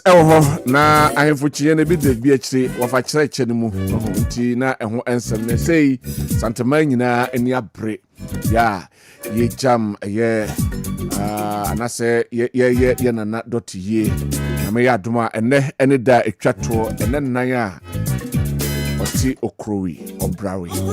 Ngoma so ede esi ho ene mpanyifo se yemfanye dot ye no de toso enan ene ti ene payfo abepeja ohima na omde di kan akọ bantama ansana de eni akyeremu ewo eye bremai bamu ho na de no akọ ne nananom na ene ye di kan aka ene ufa krum se de di kan tudwa anopai ekrum din asante your mind ampa ohene kasa obia eti store so simi shase free amakum run about ba besi eye dum ha me hu trotro ba kokra abada fo kra nyina yira abada fo nyina yira na eho ensem ya twensa mala misa ba be kan yansa ono ejirem de ma the National Democratic Congress na afi nkoma twetwe no atoa so ewo ha enche ebe komenhia ansana ga baba mamema eye kofi akwaba obi Japan memo ache ya na bokode Erade ado de nyamia sepa kofi ejiremu de ma the New Patriotic Party okasa ema party no ene ye behwe omampanin sem ode tudwa efa democracy ehon ebedi kan ahwe ho sem afei abrantia sabi okogina TikTok so na oka nsem hunu ede ekire oman no eno enso ebedi eho enkomo ewo dwumadie so na yahwe sede eho ensem no enso ete nye no nko emoden na yasan ahwe other issues a eno so ho se yeka ho nsem ene anopei enso ewo dwumadie no so na yahwe yabehwe Bank of Ghana ene policy rate omati so dey about 21.5%. There are the implications of these on the economy and the lives of the ordinary Ghanaian. Rebecca ho ensem ewo ha. Mamen kind messages no dey abano emfri honom na yentwa. So good morning, Mr. Host. I'm a bit disappointed when you feel or focus to ask the man you just interviewed why then President Ablakwa, St. George and others were consistently calling on the former president to declare state of emergency on Galamsey. I'm solo of Asamanka say Asolo. I think say this is not for us. Ma yakwa humana so na yene apel ako akudi enkomo. We see today is the last day of the Nana Santihimes funeral. All must help with good faith from Honorable George Osei Asumanim Ono Ediano from Mystic Wonder. Ewo in Sawam Adwajiri. And also, the former CJ, Justice Tokonu, was advertised to retire voluntarily so that she can get her gratuity, but she ignored it. A stubborn fly will always go into the grave with a corpse, so he should dance to the tune. The tried and tested President Mahama is at work, and Ghana will work again. We actually Mystic Wonder. Yane Augustine Apo, a general, or no, menshia yakodi and komo. Ayano. Good morning. Good morning, Jody. Nabokode. Nana dum kata hodin ho. De nyamia se. Eno ade na edu bebe na one ne yafam. Na Jody ben de da osomwa. Nana no masin de ne asu bi ato afọ. Sanete. Boy nkomo e se wakodu mehia de na ekoso ho na no pay. Jody bi da sipi said free na san na the BBC and then we chat up Hello. Jody. Aha, me too. Yo. So then you say apojira ye mame. Eja no jere mame wadar mana nkomo na odie no. Ehia ye papa. Jina ye mame na afe ye hwese de ekro ewo ho. Hello? Hello? Hello, Odi. Aha, mame too ye jere ye mame why? Na ye hwe ni ye. Aha, mame too. Okay, after there. Yeah. Yo, Jody me da sipi said there na work no. And none na makoma and nine ya asante hima na nakuna du yadom oto na nanom e won se do na so kwakura no amamre ne amane kwan so na nanom atrankonwa ane wonu me wo achichiri ne benye ubia umunyina aka bo mu a amaman sofo ane wo wo babia ubia ba be che ne bobre ubia ba be yi de otimi ya di di atra asante ama eda di se asante obi kan asante so obi kire nti enei etoso na makomako enan na amamra ni amane kwan so na nanom hyehyɛ mu no na nanom himafo nyina beba ba betrase na asɛm ne sɛ enei na nanom himafo obi obeba bia o twa dancing kan dika okamu yomo na ode akyerɛ sɛ asante hima na nato adu ya do toso nyansa ya toso edunan wo asante hima mu a abakɔ no omo so de ahye no animunyam ntene himafo beba bia obia betwa dancing kan fɛfɛɛfɛ waka ho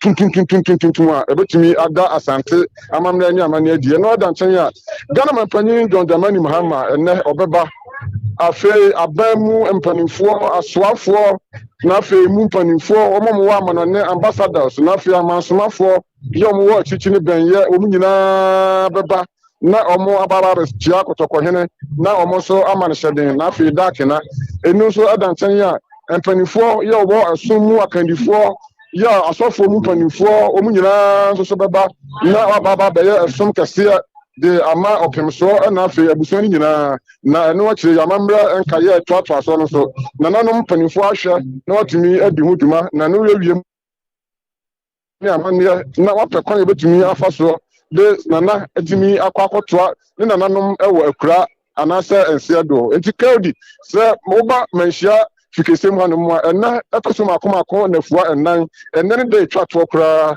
ya shaase da kwese da nadwo ibesi ene ya wei yede eye kase nyina no ebe na wiye so far metia ka se eye so good boni bia ensi ya chi na no pai ene me nyina ekoso wiem se ewiem ayekusu ye nso pete de na so ye ogidie se otumfo no beti ewiem amaye na tumi agana na kwan kra ti sabe bibia ekoso kama enya asempetwa akra Augustine General na your friend Edasi enim say the akachi no woboa no na yaba beka ho ewo ho na afei de twato no ye de ho dwuma na won mo hwe yen won otie ye no so won mo ehunu na medasi pi right afei ma yentie nsem a abrafo no enso e ka no yenkotie na yemra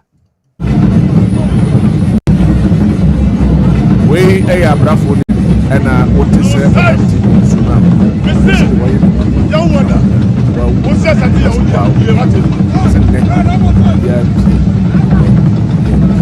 se ya wona ne ko ya amapa wo se sa ti ya o ya mi e ba mi ha dia wo se sa ti o bra ya so du wo dia no se sa ti ya o dia no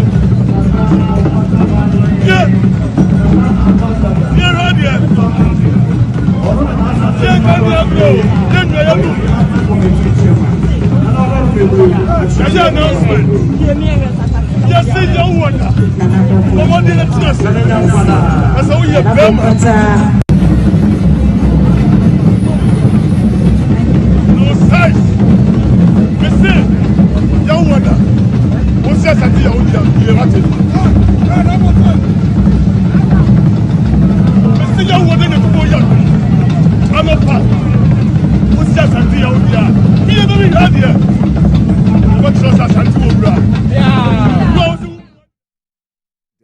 eno eho ensem ena ye kai mamenko na afei mema malam isa akwaba malam na boko de nyamia do bibia boko adom ne ahweyi na keodi na okasa no announcement no na okasa banks no na meba no ese obi akrotum David na why this guy koto the question na bibisa me ho say why this guy koto say ne kromo asia ye no why na ebe yiska na why na this guy ba beto me name nua minim hawa from ebrem no street no so nyina ye empty mi gina ho saa na minya moto ebesi so abajanshi ana menante ba your friends say anunaga junction onante from so abajanshi to anunaga na ho na mbenya ka chese be bia ye empty me see me free am ko about to ha me hu trotro one KOD sadie we na ya ema me kase yenya bibifo we need to sit as a let's go back to our culture. Yes, uncle. Yamamrem. Na the entire America the American say no the entire America the American say emre bi. Na say ye twitwi yesia. nanka body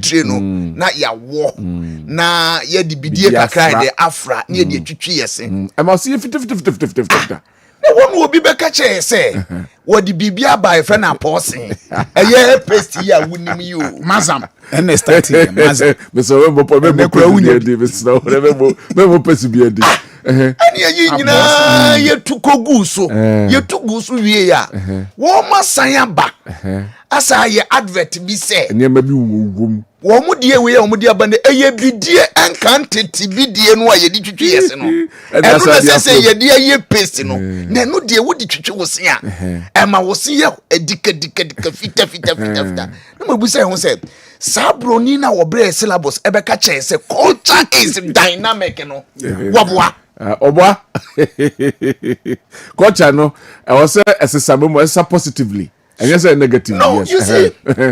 Oh, the malam is second. Kofi mama akwa bansa. Kofi ajama so Kofi Japan. Kofi Japan mom. Okay, Japan. Right. Untimi ano aka nkwampa. Okay, nkwampa. Yo but the okan. Ye fie bidie no na ye mboro boli treni ye mboro na ade atwitwu si. De nyankopon ye ne se body ani nsu ankasa. Ekumkuro.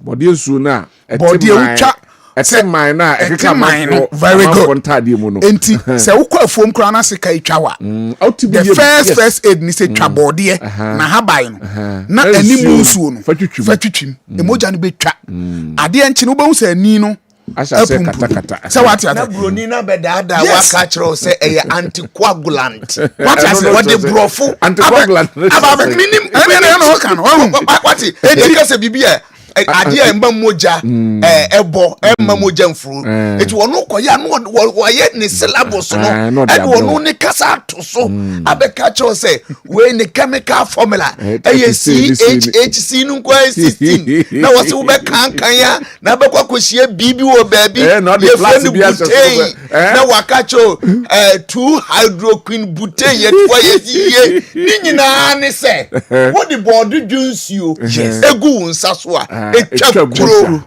eti me nana rade mfa ne kransi akua adoma wiafe na dodo na friend eno hana ono de no me ne se bidi boli tre no owe na wa mini munsuo no eyadro enti ensuo na ayekọ mu no se kakakura wo wanuma ekuno eba wo yam su na ekuro ewo wo yam a eno susu ekuno bidia ankasa soso no ye for antibiotic but bidia ankasa ye antibiotics so what you say enti se poison crampo wa ade ma yetimi advice say fa bidie tum anze nkwan nyinya na nya few poison yes fa bidie tum the scientific aye omni say bidie no be extract poison na aba nkwan no mu no enti udi a unya effect so what you say sa ne omani nyina na enioma na boye ye ho bayo but abrofo ne baaye no mekai General Maakye British Army audi ka ba Africa the research or the coin say Africans have strong education,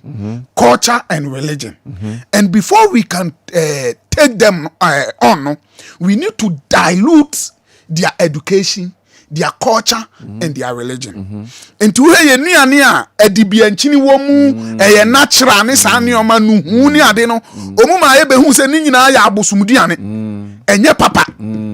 What I say, but nyina so ye natural food spices ni bibia anyere artificial yi bia anyere enim na yakoye bi just fast food friends saying spag ne for ne ya re na ene otifidie ho a yesi abibidrofo aye dido esa dia ba ba dido ya ne eno ano pot mu no enipa bi ma ye hu say eye traditional abosomnioma even eating from the ceramic pot no kra no abosomnioma meanwhile this ceramic pot no ye nete ya no ne de ball enti ekọ mu a enya effect yakofa silver ba enkwantre dade enti etwimu na ewe ente no na ekọ mu enti me de betum de malam ise ka no se ne se yentimi education we aso papa because ye kase ye ya enipa betwia ba be kanta ye no e bi kwa no omu no nsam wo bi ye dey yes ba me de me can say from our small homes no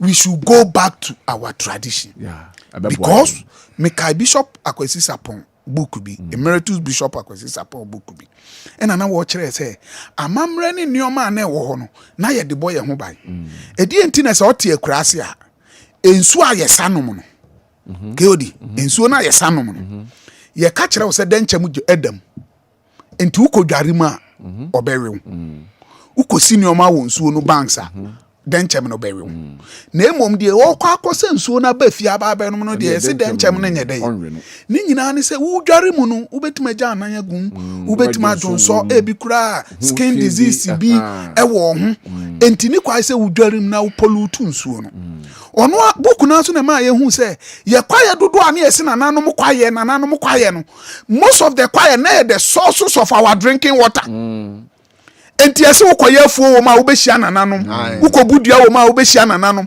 na emom ukopedu nsini abena ahabai de ababa ye duro di asa akwaye no utimi kom enti de ebeka ama ehu atoso ne se nananom samanfo ananse nananom abosomti enti akwasi de bi ne de to akwa ye de akwa no omo wo ho ba sana yes na sane omani nyina so no boye ho bai ena ye yi sane omani free ho aye se osoma ba na de no hwe ensu okura ye nya bi no ene ye ne se what dem me de manu sina mala mi sa ba mu no we should go back to our tradition all right hwe sa bai na de curfew bi to ha Sabren ka soldiers for atu obi wo animu help buni kitikiti wo eya ba ntini pantie ba e freemanshi abaye no ene me sorry for 6 o'clock about 6:30 na me wo kwa from Atonsu Kuwait e de ba hu tama mbedru ye chese wu nyaka akora no aye dey wafu na meba no abodamfo bi a ewo farisi ho ene kasi Guinness ho ne ade meba me se abodamfo ni nyina afiri krom unho bia abodamfo ni nyina afiri krom enso the lockdown to kuro yi so na yati soldiers for agum se wo mu hwe se wo mu be implement the lockdown de wo me se nana opemso a lockdown wa odi aba ne wa Asanteman mu no there's no security officer in town so or enforce so people are enforcing and it is about time we go back to the traditional leaders now your political administrative power no ye ma wo mu bi e wo nioma bi ho what I say who you di conjunction wo kuma say the biggest news no be kwa akoye ye nto aba na mu twa gu ye o me see abodamfo e wo kro mu nyina adwan the biggest news be kwa akoye ye nto aba ye to aba ma mu ba wo pa ma menshi anka se wo bia free krom wa wo ni store bia free krom wa je store atama ho ne beba oba ha ma so ko se ho obi anyina ho what I say pa ma menshi anka se wa ntoma gu nsa so wa de ndie wa store make sure say oni man are contained in the store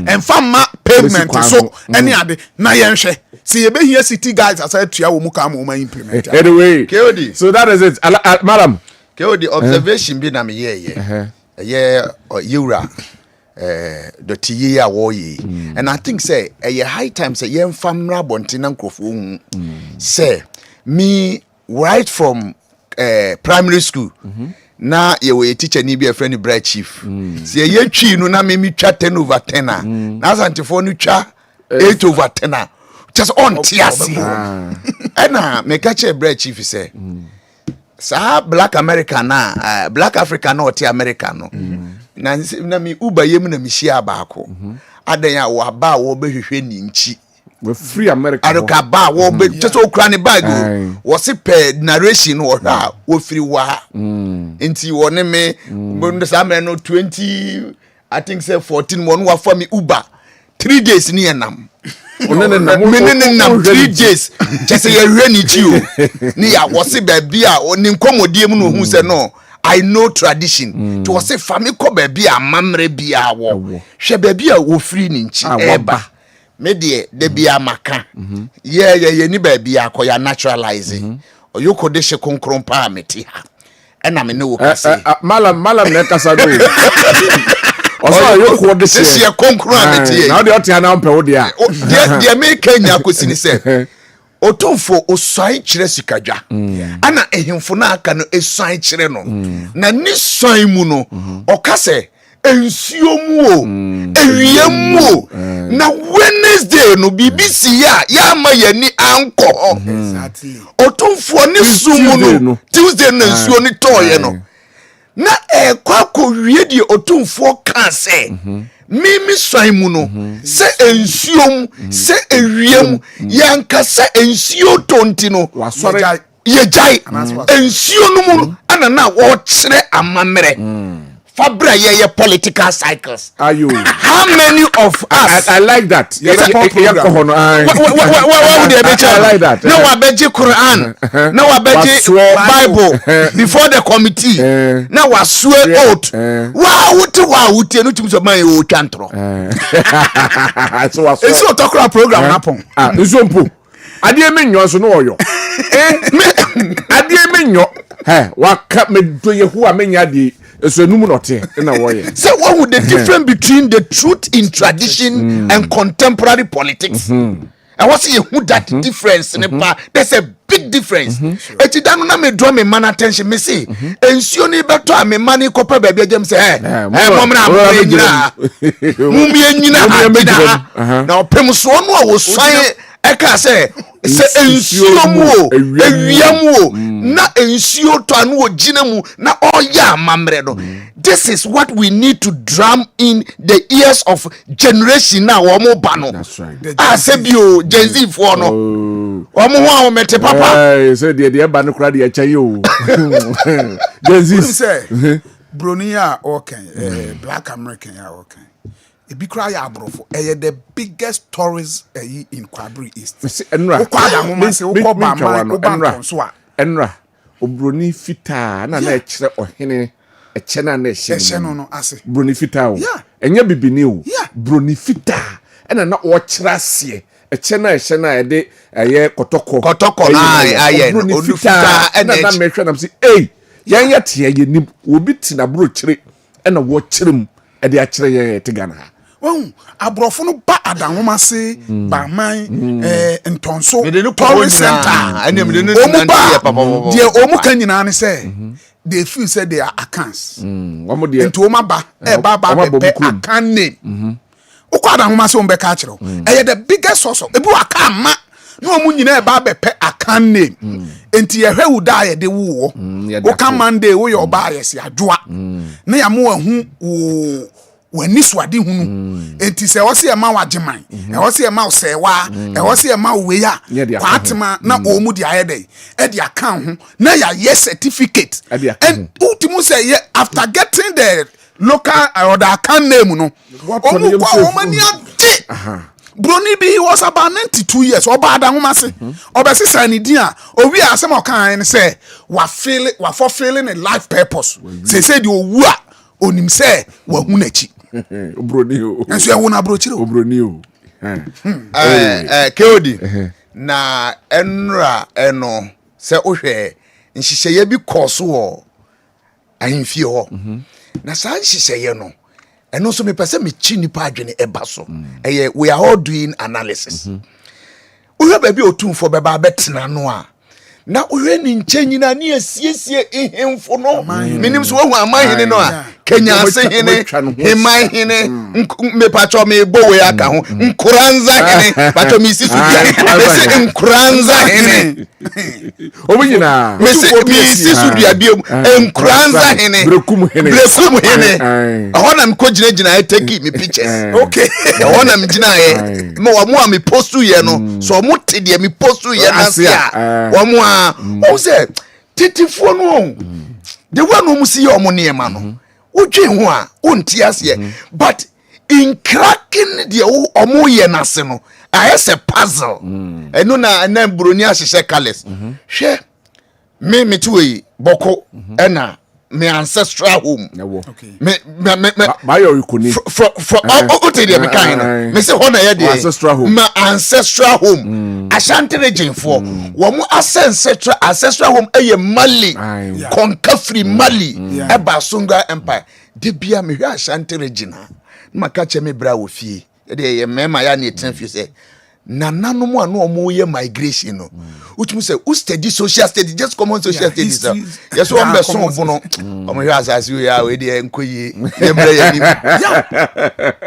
yeah minim which means say na pure ecologist ewom pure ecologist natural geographers natural meteorologist ewom which means that mrenu sa mrenu na meka se boko obi timi busa me se ade na siremu ntokwa no ya na entwa ena meka kire ne se wuti na ye se wuti ya ha nemum de ya na eha me ne se yete ho ne ye ka bi maminka bu ne ye ka democracy ne ye ti asantimemu ha ne ye bolu kwan you dabi aye wrong se ye ka democracy enipa wo se ye boni di ye okonfo anoche kabi mamin kabi any saying asantimai ajo asantimai aye di india because ebrebi sikadwa kofi every soro eba no so to the american say eho na democracy e sha ase say ye ohimpon na mom nananom de akonya no eba beto ne nase no wonu nananom agye atum say wonu na embe ya himpon misrael in the north we don't have order of hierarchy. Okay. Meaning what the American has here. Inti abudu for ho and then for ho. Ya nyasa ancestral order of hierarchy no emu bia nte na se. We kasa media ni ni. Na one faction twenya say what the wu na ye media de twenya wo wu ni azie na ya be babu meaning say what the American has here and the buy in fact esaba beto oyuko no nice no enwie ho na afenshi seye ne ba yes vice chief na ye democracy abeka say vice president yes ministers chidom hene defense atepen buabasa hwe democracy traditionally and yasese ne kama na obi nim se samre no ana saade no ekoso no na over decades over 500 years to come no enu na di asumdue eba santimem and satem na abrofu nyama ha abrofu so mbeto se na broni bia nyama omba beto se even when you read governance book historical governance e chiro say most of enyoma abrofu they call formalize wo democracy they learn from the Ashantis. Me submission and make catch one pay. We shouldn't be sitting on radio when we are talking about democracy. We will be making credit in Lu Kwan Yu na matrix e Kofi Amuaden anase kojobonsu enso tewo na wo wa mamre no watu wa mamre no a enu na koye nsa na ho that is the photocopy because enu baye ansa na democracy ni ye de eba nti ye reference to democracy we should be referring to aye okonfo anoche. That's right. Right, Malam Isa and our ten in Kano. Malam Isa na unya twi 10/10. Oh yes. The media na me yan say me wo man be Mr. Opon. Baby obi Nyankopon hira no. Wo kɔ ne kra chi de but na yete pankro no. Na otna landing che wo ne manyina wo landing. And ode nkra no ba Ghana. Na ode nkra ne ba Ghana no sa atem na Nintendo game. Abaso ntini baba ko no ye me age mate Kwame Antwi na ye di nkoma na obusa me se me game no enkra ne free landing ba obi omu ma Ghana da no omu katwi ankasa nti I ask the father na father ne say what landing ono na ye adwuma no ato ne fie na wotim o ya asantini nti fie ho ne de obeka asante kasa wo ko school a brofu wo wiase nyina we go dream be fie ho de na no akra ne busa am say me game no way enam si wo ekuta me oso wati o say eno so kire say game no e won sa na ekuta wo ka say me kita ono free landing na onye etwi wo school mu da no wo kire me a me yetwi e wo Ghana ha Asante Mamu no say enye ekuta me Keodi ya ne kase asante wo bi kire Santi will be ka, Santi will be ya asante wo bi ka asante wo bi kire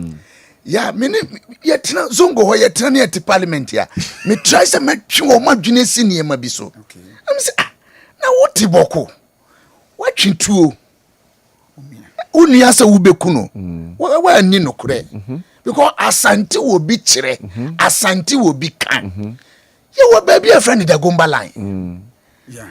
Apem so nton ma wo. oti ho kwa. Oti ho free. What is santini bi asori di two. Edru ho say masasi ni nti sorry for. Now so opem so kasem wo say medie. Media hoho. Energy. Look. Eye Emudo. Eye worth of knowledge. Enya nwanwa. Se wuduru kintampo na o ko transition zone no a asase tam no da ho sa kwa Bia antena so tio na baba se what the America na so was me dia awo ene chichire me man won pan hoho na dia wo se wo pam unua akra enwanwa se wasase tam kese ene da ho e da ho kwa de obi antimi nye so hwe mi kawie wa betina dagomba line uye dagomba uye mamprusi ni munyina amote wa mamprusi line nyina wo matina wo ya adwuma 12 years chese sika wanya dia kofie no nye sika keto o opem so asase no kra wa anton anyede ama wote so kwa na we ha weda kra sani yesitie enjoy weda nyina ka wa enjoy weda nyina ka me ba cho ss me ko no boku Okay. omo munime no me ko no boku jss so me ko no boku ye ma kwa oluma ne se sua ha na sua ha na sua nti me ma won school ni nyina wo and wo yade because I'm able to do the comparison me kan say Jesus am ko friend kwalwega etuo to boko na nkwala no ya segregate ye ho yes matem ho ya chese no me ye nkwala no a etuo na to no ye wo tribe bi wo ho a they will combine omuka do ombe fase ho ye mfa ho ye fa action aid ye fa low cost ni akopie action aid ya afedi ye hu se zone na ya be pie no ho de save dia na nyina ya papa ho de zone ni de ye dia but we don't belong to any of the fooding tribes tio no ye de belong to any of the feuding tribe na de bia amayosem enam but media ni say ubetina ha 10 years edi wudwa eye no na wuduru fia watchituo se ukukunyo wo ma wunua entena ho na wo ankasa wo betina ha 20 years no wo bi ku menem ene o kansamo kedi sa what the American wabeto bi asase so adie obi antete na wo du kuro mu dia wo se da bi mentime ma so nya wasomdwe enye asanti wo bi Oku ni kuro ma enye hoho ninia that is it oti obi manso wa be ye hoho ba bi wanya asudwe adie ukodura wuni ade o enti kase asanti wo bi ka na asanti wo bi kira na opem so de kase me de ahoho ene chichire me maya aba unsuade unsuade ne ya nya hwi kura ne yadi wesi eno ano ya education kasi pa and I'm happy it's coming from him. Yes, of course. In particular. Yes. And say asem yi say nke bia me na me kan ka obi be fa nka wo bi ti baabi and na wo ye tribal no nya tribal and na me kan obi ya be attribute and no baabi e free ban so what ya be attribute and he's saying it wo can said the sitie because when you the feel of Boko life and when you the feel of Kumasi life or Asante life so what I say yes maybe I mean can be imagination and the marking kai any that born in nsem ohun Boko nsem ne opem so any that born in nsem hwe ma menka se minchiro between Dagombani and Musini. Agure wo yentem. Yes. Se me gada me yinwa, me gada me condemn no a. Dagombani ba. Dagombani oye me car, oye straighter. Na me fita fo so ben no. De bia me de car no duru ha. Na ma sha ase hwe. Nipa ya ma wani ate. Wani ate abet. Wo se apu makoa ne sa ne oma no. Almost on say traditionally the Dagombes had an issue with relative to land. This is about 500 years ago. And ye papa no mosifo no. Then migrating all the way from Burkina Faso. They were on horses. No mu tiaponkoso, and that time no who that it came with the horses no said the Dagombes approach the Moses and tell them that sa group way and higher no say do ye be boa mamo no ma ye de akon. So the Moses helped the Dagombes fought the other tribes for the Dagombes, but the Dagomba for real no mo say eye no kwesa wa boa me now. So mini wontemu no ebeye ayonkofa agro wom na yensie what the make na say enti me Mosini sometimes the Gomba for ni wi a mo say ye wo ba bi a friend Canville se wo Mosini esi ho eye jo eye agro say me call Canville ho ye koye research na me ko gina ba bi na me ye picture na me be to Facebook say the first Mosia maba Canville a me ba beda e na comfort church ase say opa wo Mosini pa da ho Kodi ebo for them farm back how now say no obviously father so ko mi say agro e mi nti video me ni akukodrosa me batamali me batamali anu mo so obi atwa picture was ya che no wantimi anna Canville was wantimi anna Canville anam say na me koda wa ye den sagro no e wo ye ntemu ti won obi ka chem so da na bibia anye e ya agro. But look at how things are going.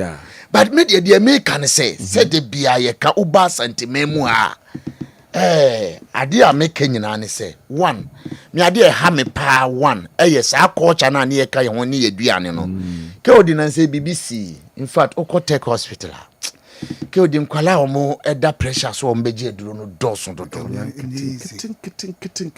ya doso na me ka ho bi 6 months ago ye nyina di line mu enti ye wie ye no na me yes no let me come back na abrofu ya kan ya pepre yin wasem abrofu ya kan ya ginger akakadro yin wasem abrofu ya kan ya prekese hu wasem ya hwentia yin wasem and I'm saying no let me come back and adapt that those practices no for over 3 months we okay normal as of this age 132 182 as of this age me come 50s normal adan yet wona obi di shawarma high density cholesterol broni friend HDL or ta friend junk food high density cholesterol anka sebio ye nyaado ya wunnim no broni kura se wutimi wie baako a edea adwuma ye no wo kidney so no enye easy me da me wi ne baako me je no ayi no osasa na ma potena fie na ma hohoro eri kwati mi bisa ada na wo pese wo mewu ada isi no me nana me mama is almost heading towards 100 years nani say ni krojen opie betena bonte ye ni bibia sometimes I wish say radio phone bi wo ye just me na nankasa de bia me ka say omo na tena di chem so ekura asefo no na sa abekwan ene prekese no omo de ye adwuma no yan kwan eti me sometimes obi timi busam say obi say obi akokunu na me say Kodi eduane e de say prekese ntini abekwan ne krakranti me na me huwo say ona ma mefa puma mu ahuri esi o eduane e de eti sometimes me timi ya ho am say emabunu na omo ba no omu nya abotre omu nim niam we bebre no do bre na nim ena yakoye ho abrofosem de amba problem na kase ye culture na kasa no ye mpe da bi okay odi abrofosem na ye me time pa ye me science teacher me science teacher na syllabus no waka kire ye say yen kire akwala no matter na yen kire no change of state of matter na waka kire say yen kire akwala no evaporation yen kire no boiling evaporation is when water turns into vapor with application of heat me ne me ba ne tedemu a na me wo kettle ye transparent na every morning me no ansu am say what is happening look yenim de ye kire dada ho ade na ye kire dada no de huhuhu ne de atoso Hey, I got a Kenya, so I say 3-phosphor glass radihide. Yeah, Mr. Roman is dehydrogen acetone phosphate. Yeah. But that's it. Right, I think Miamra win so crazy. Be 20 something minutes now. Yeah, shame. I'm a penica democracy. Said the Osha with democracy now. Kofi Ajapon. My mention from free hall. Now, yeah, someone man penny to horses democracy bit me akon anymore. I was say enyuma ba your schools, institutions, hospitals, and as for no encononym. The question is Ghana, 33 years of our current dispensation in democracy. Have we been able to achieve that? And how? No. Mame chia Dr. Brian Champon baby obi enra wode na nimo nyamba beta Kessben no echi ti baby obi amechi ano na nyame ya adoma enne so Dr. Mahmoud Bawumia na na ado Dankwa Kufu ado so and His Excellency John Dramani, the current president of the state Faso Suntem. The current president of the state. He's my president. He's my president, anyway, and there's nothing I can do about it. So everybody many munyama ba betech. Ye koso abonka say the restriction of movement no nepe. Enti ye momodi say ye be diso. Ne se mpo ade kro no untimi nya anto ha okwa no abantem. Se what yes. Ukwa na wabantem ye democracy a ye hihye no na meya said the malam he said ka say politicians na ka kwaya ye mfa democracy emfa so na meya isan say the very people I advise against democracy no they don't practice it.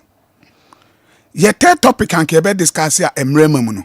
You see a man has been jailed 7 months for threatening the president and some ministers. Ye kwa akwetie he ya live TV interview ayenya obi o so ye NDC akwetie organizer. A wobubo din se na nabi afenyo Maakye Justin Kodua eni nipa bi ba akwetie anko obeku wo mo.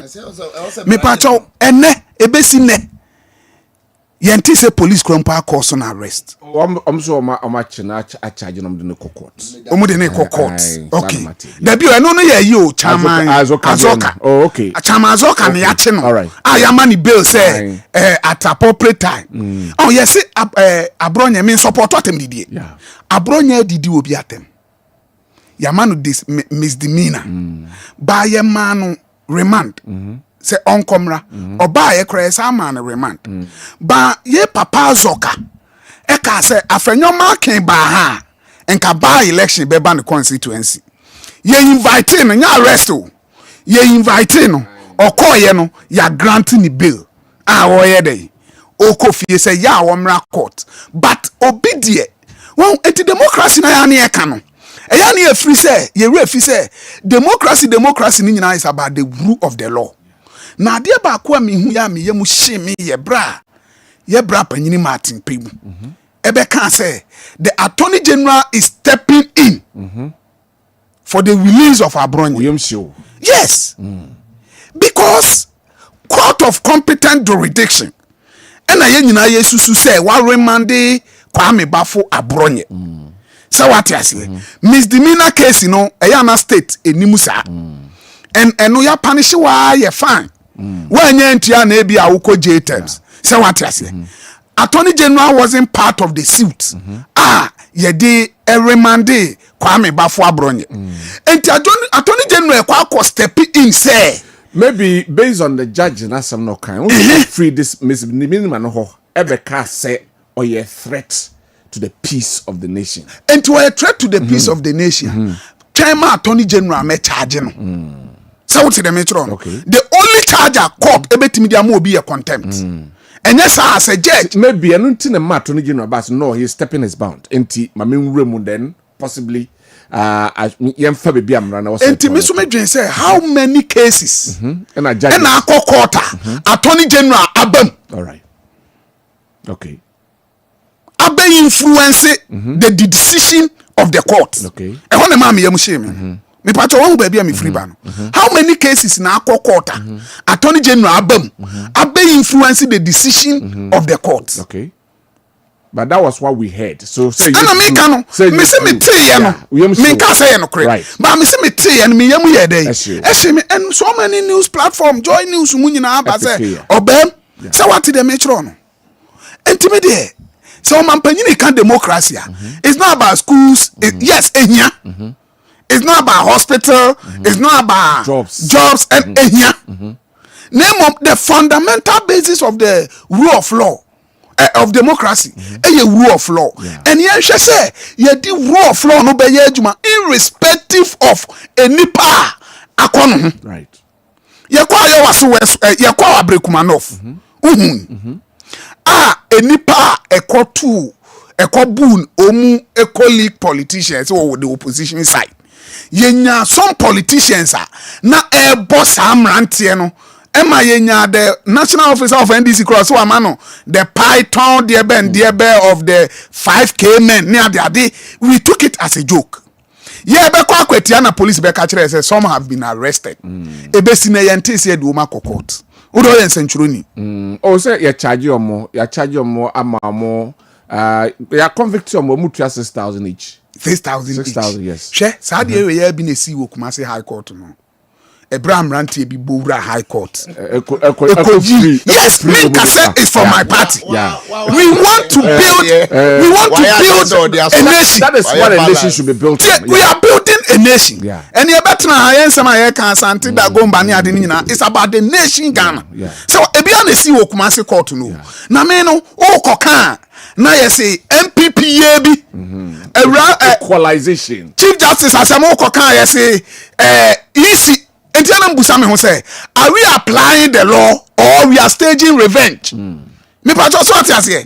Are we applying the law or we are staging revenge? Meanwhile, we sworn an oath to protect the constitution of Ghana and not to take revenge on our opponents. Okay. So what did the metro?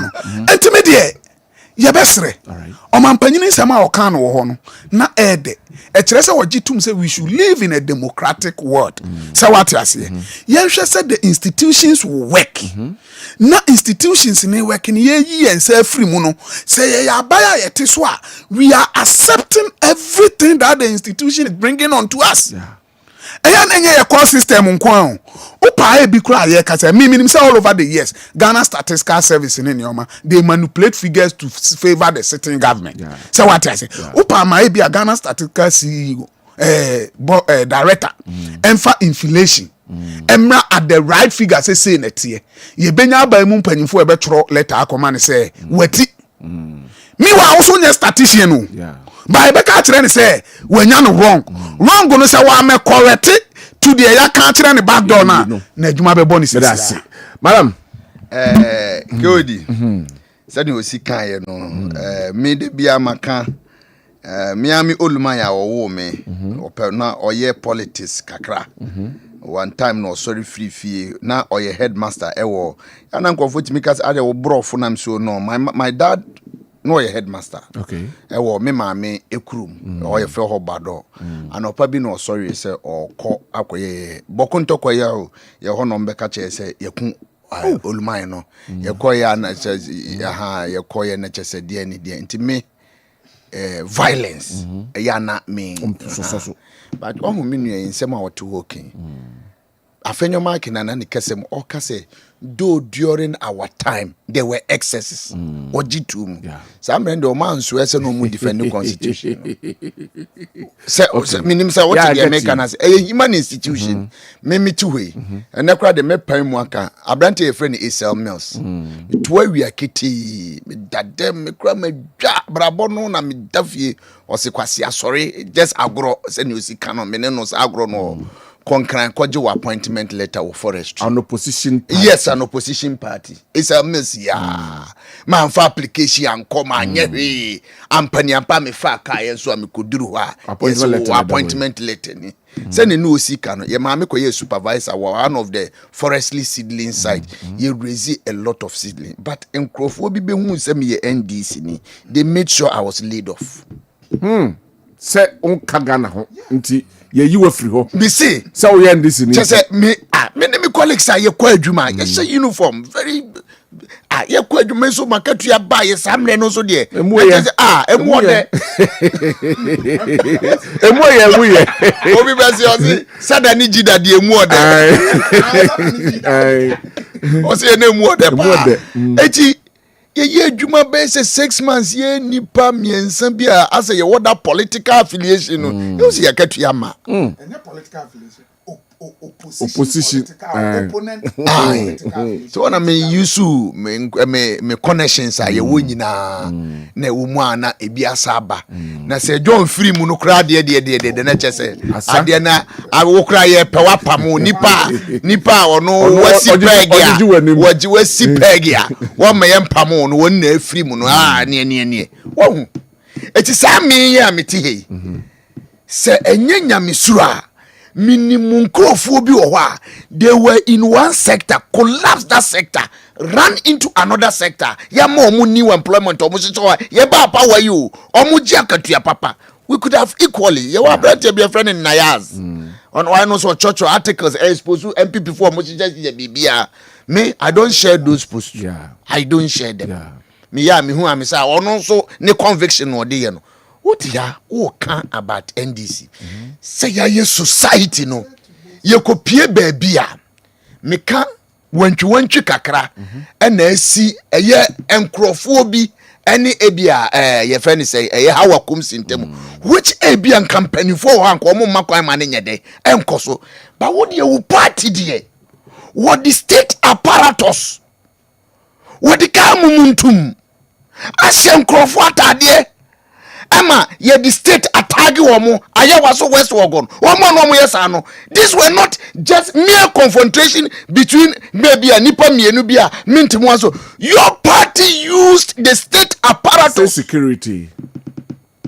How do you have to think about that? That is the question. That's why you see womo ye na nso ni and I say debi mama kill the mama wie say ya you o ma free mu no the make besin say you see DNT dabi eneme ba maami bia em se wo sane mo ase ha nyam se obi ani ho no wodi mirika wo hu me na me hu se watoni da wana me ka kire obi se unim se wunu a woni ne nam krom na ma ye sikio god the make besin say omu ye wiye no nya no ne yede te a short committee no ye te committee ni wiye no ekosi sen to the extent say ne ohwi MPSum an ye friend double wo be gina ho ka say me national security me ni problem o se ne background your ton phone eno nche say uni nyansa but that particular guy no me tie a short no mo toto na no ne kasa worker na che say ni IQ dey be -0 but he was given a state apparatus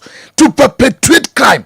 The time was say recommendation of a short committee, not a single one was implemented. Yes, sir. Nipona wudi ni sa dem no. Esenko hu say yes double no. Ya chini de dua ti sese ne yesi ye so far azoka no a. Definitely ni buba den. Ebeto ni yem kakra. But ene double before some party mrai oti abrochire so ohun de meche no I am not in any way saying His Excellency John Dramani Mahama should disappoint the good people of Ghana. Yeah. Because the NPP shouldn't be our standard at all. Mempai Boni say, Empo MPP Kurano, Esaba power bima, me and Benya cruelty in leadership, as we saw in that 8 years. Samna no ekaye nyina o, and yet wo yasi CD abafom. Kosroa. Na MPP ni aje sada na ekosoro aha na ubenya obi wo se wo TikTok followers na watwa video mi say eh enti o man no pa ye peniyi anase enti ye peniyi ani obi be ka say na ye na mi so oh hwe bibi ti say ye kwa IMF MPP for na dey politics say ye be kwa IMF ba CD dollar MPP for na popular Bawumia saying if the economy is what the fundamentals if the fundamentals are weak change the exchange rate and what you be who say exchange rate there and the kura bibia mu na media ni say and na move for 5 kilos no aba 60 cedis no maybe I will told you near the air ya woman say emo no omo makoto ni 60 cedis ebe no ano omo no awia omo se yesate ni 10 cedis mesra no towa de ekonoa because on say ye no oman no nipa obi di beto adwa say wo say o kwa akoyi Yaris na Toyota Vitz na 300 million and obi say omo nyi 300 million na because omo te so kra wo portwa dila ne mfa mamme to so ma wo nya so mfa so eti ye mfa to so sa aban no mfa nya mputudu oman no asese bi se bi o ye nyina no se aban we ba se ne subi former MP kan no wo se ne mpai bo nyina ne se Mahama aban ne be bone be feli poto. This is the mindset of the MPP in opposition. But the Americans say you credible opposition. I'm telling you, without winning, we mu ankasa kra ye no omonam no ewo mu a wo no kra timi push agenda bi ma say we dey free me man no ba e be ya agene ya jeka asa mpoma ni ye but on better TV no so radio no so a na sabi yes sa yes we dey ye kan enye yi ti wo dey wo jeka anyway me nkofo be dwame anyway etuti mu say ba ye better especially ye communicators so hey minim Gen Z fo ndie minim wo mo Gen Z fo ndie omo akoma na omo de ba no ono betena na wa ye wo submission wa time na afi wa record no de wa koto WhatsApp say me good doctor ni ma se kra me doctor no am kwala ni na no ye mo bre. Anyway, thank you very much Malamisa and Otin kana me move on afi hwe the yenye economic kakra yenye cedi no kakra na mfa enu enwi and the Bank of Ghana say omate policy rate so about 21.5% from 25%. Said the Ekano, the Ghanaian mentality, our banks, will they be compelled? No, so at the interest rate is so. Madam Abisa said for 6 minutes. What would interest rate in some way? Me fa ade we so dia educating crop for. See, I'm not me a book ni, but me who say book no, and you fa so e dey dan crop for. Iti wo menya hwe madam fu bi e banka na me ka chen se chali menya hwe de ka menya abusia bi a oso ani ebra beji omde ombe ka cho se bra na me se o ma me busia ni wie ye no ana o se eye 4.5% monthly ti me check ye no ase me hono ma me mass na nkasa so afofo me here 4.5 na no asama wa ma me summary of the loan one paper so kama ye print ma me kwa yellow paper so ye shiny say ya am to loan we dey kama pa 240 million was with the 2 years in a bit ya sa 4.5 ni kire say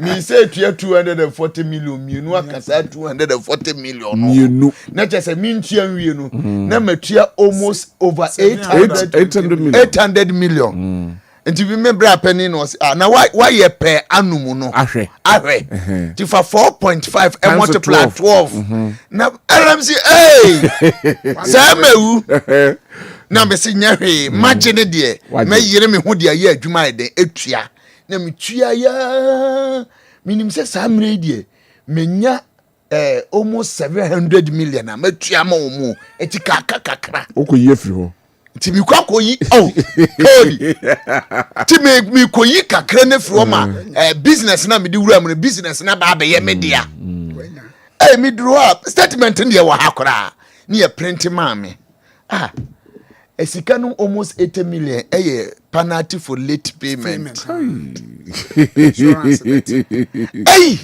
I'm manager said ya wudi mami de ho no anya de wan chire mu anchire mi o o se sa aja sa na bank for no ye no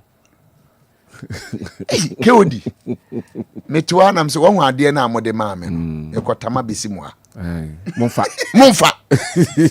Monfa made Bank of Africa ya monfa made mi di mirika na mde ade ni be so me se monfa made me ade no me pabiem samu betimi dia generate say sika na me di generate ya na monfa o so me de ba so yo bra ya da ni o mo da wase so that policy rate no ye tiase o the policy rate na koye model determinant of all other rates say your interest rate say your bond say your shares niade but say your usika no is it truly reflective media no especially uko these savings and loans for no share uko kan interest rate no be near the paper glass no baby omnyom sika free no and ebia near the paper form computers ye no near the abind the government ye dey subsidize media ni say it is not about the figures on paper so because economy ni ye no look our government should know say the ordinary Ghanaian especially na say TikTok here but we so no obi gina fitem na o make cogent points. Why do you buy say oh we there only educated but what you say or the system now say to say o make cogent but yes say policy rate ni be adwuma name sa Bank of Ghana biojo omo oversight responsibility now on be our financial institutions also because say etimi ba na say good wa I'm telling you, they be a makache for say o fa bosia dia ye adwuma enye bone obi eni o di ni dwetre ye ni ukọ abrofo mu a mo se me kache me ma me sika bi ho me de mamo a eye aduaba ye ni dua sa sika no na mfifi wa na makola ba ko me baba ko so wato dwan na me se afi de wadua sika no enne ni dwan no awo mema kese mienu ama no ba okoto dwan ni 10 million ana ode ba na owo ba ko no asa wo ba ko aka ho enwan kese mienu no okasa oton mo a ba ko bia obenya 30 million ana msi se sika no a ye de ma wo na meka cho se na ye seed bronica seed a me pese me cheche mu na wote ase ye dua se sika no na aso aba no na ye nwan mema mienu na wonya nti uton we mu 30 na wonya 60 kura ubetimi di mu 10 asa akoto oba ba ko aba be ka ho na wodi 50 no eno de aso aba ubetimi ayeden edi but say policy rate especially the government or the SABOG monitoring for ni should make but me debia me kasa it's not about this go to the banks the savings and loans na koresa you know mo yen per monthly no 4.5 no one say na what they are deceive as 4.5 monthly. Now with the 4.5 and multiply 12 utimu say 145%. Yet say sikana waje no wudi mu abupen baako any fine saba account. Let's say okoji 200 million interest in kwa ubetua 150 million for 2 years. Now say the principal now woje ye na ba account. How would you survive in this? Anyway. Obi opanyini na yehwe na the policy rate yate so near how it can reflect because the neati rosenka nyuma ekoso ya nkasi asitimo hare but does it help the ordinary Ghanaian and the businesses mamenchia nana amasewa owo tafo pankrono adabraka to be precise enra na nyankopon adom Ochro on a Lancashire exams as a midwife. Okay. I was offensive St. Patrick's Hospital. And the Esther baby I will be my congratulations. Opanyini Malam Isa ye the main can is the market politics. Abrebiano politicians, we are interested in the figures. Ebebe ene holiday kumase ochina obete wasum. The government is doing well. And by no now, Ato force. Ato is forcing. Ato is forcing. And then your money ma acrolate. So what you say? I de babaso. But ye musa say Oliver Becker Vamawo or ye Facebook post to be. Emma me capture. I'm not doing politics with it, but that is what is happening in the system. Or say. The dollar is 10 cedis. Any, or say, I bought both fruit yesterday. It is still 5 cedis. Yes. Just like when the dollar was 15 cedis. Yes. Except now, the both fruit is smaller. I shrink yaka. Dollar number form there. Dollar number form. Then subo fruit. And one number form. But both fruit no. Scanner yeji. Both fruit no so original form. But both fruit no kesi no so aba form. Ti no me ba form no. Enyo me ba form no both fruit no so ama both fruit no so e kesi aye aba form, which is not logical. Yeah. Me pacho say uti de me chiro no. Na mala me say ka mo aba form. Emo aba form yes, emo ni bi, anwa ni bi aba form. Ba ye musa ye ho say obia na benye sika akwa akoto sa amo na aba form no. Ewe be at the distribution point or the supermarket. Ne sempo onye sika koto mo na obenya ade sika to ho ingredients a ode baba be no adi. Enti do wo 20 cedis no. Wo be hu se wontimi nkotwa mo no konkofa. Ento bidie ento anwa ento jene ento mako ento kosia. Ba so okogina do to anwa mo nchen a enka with 15 cedis kosia ba akono ye be man mako jene entos. The auto and one monocotom on a bathom.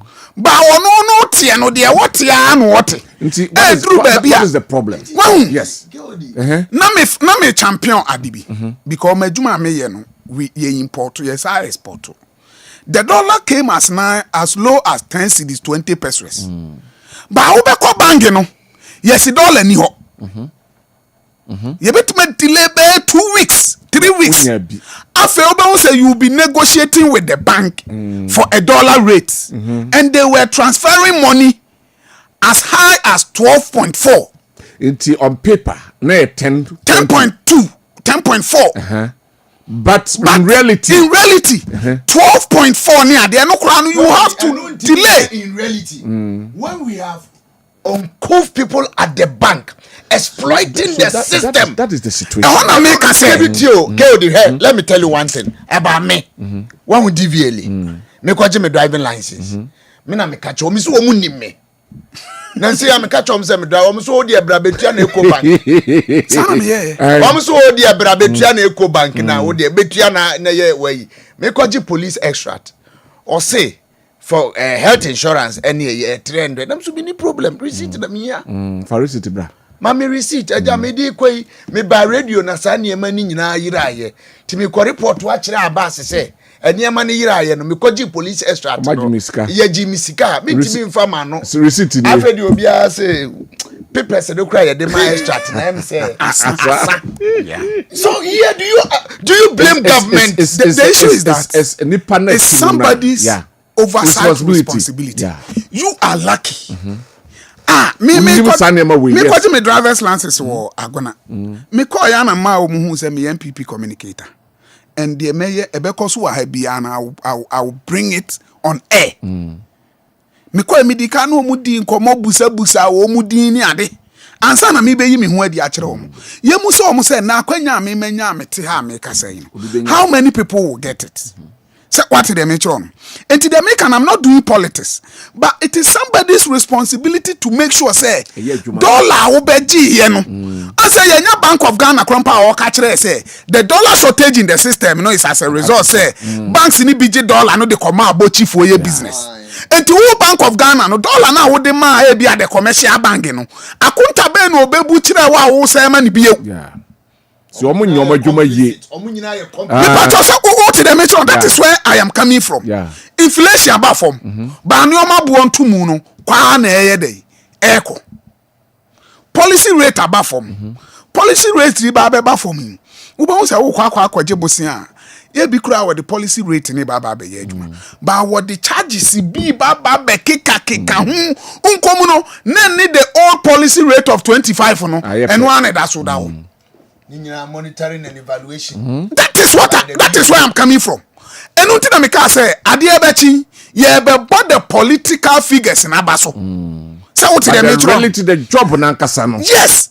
Our politicians shouldn't be more concentrated on the paperwork. Yeah. You make sure say ye ejumapa e wo soro de amaga na dia. Ejumapa no it is descending in the pocket of the Ghanaian. Yeah. Because eneme ba me ni woman bi a wo ye aduane sa wo mu ye order no.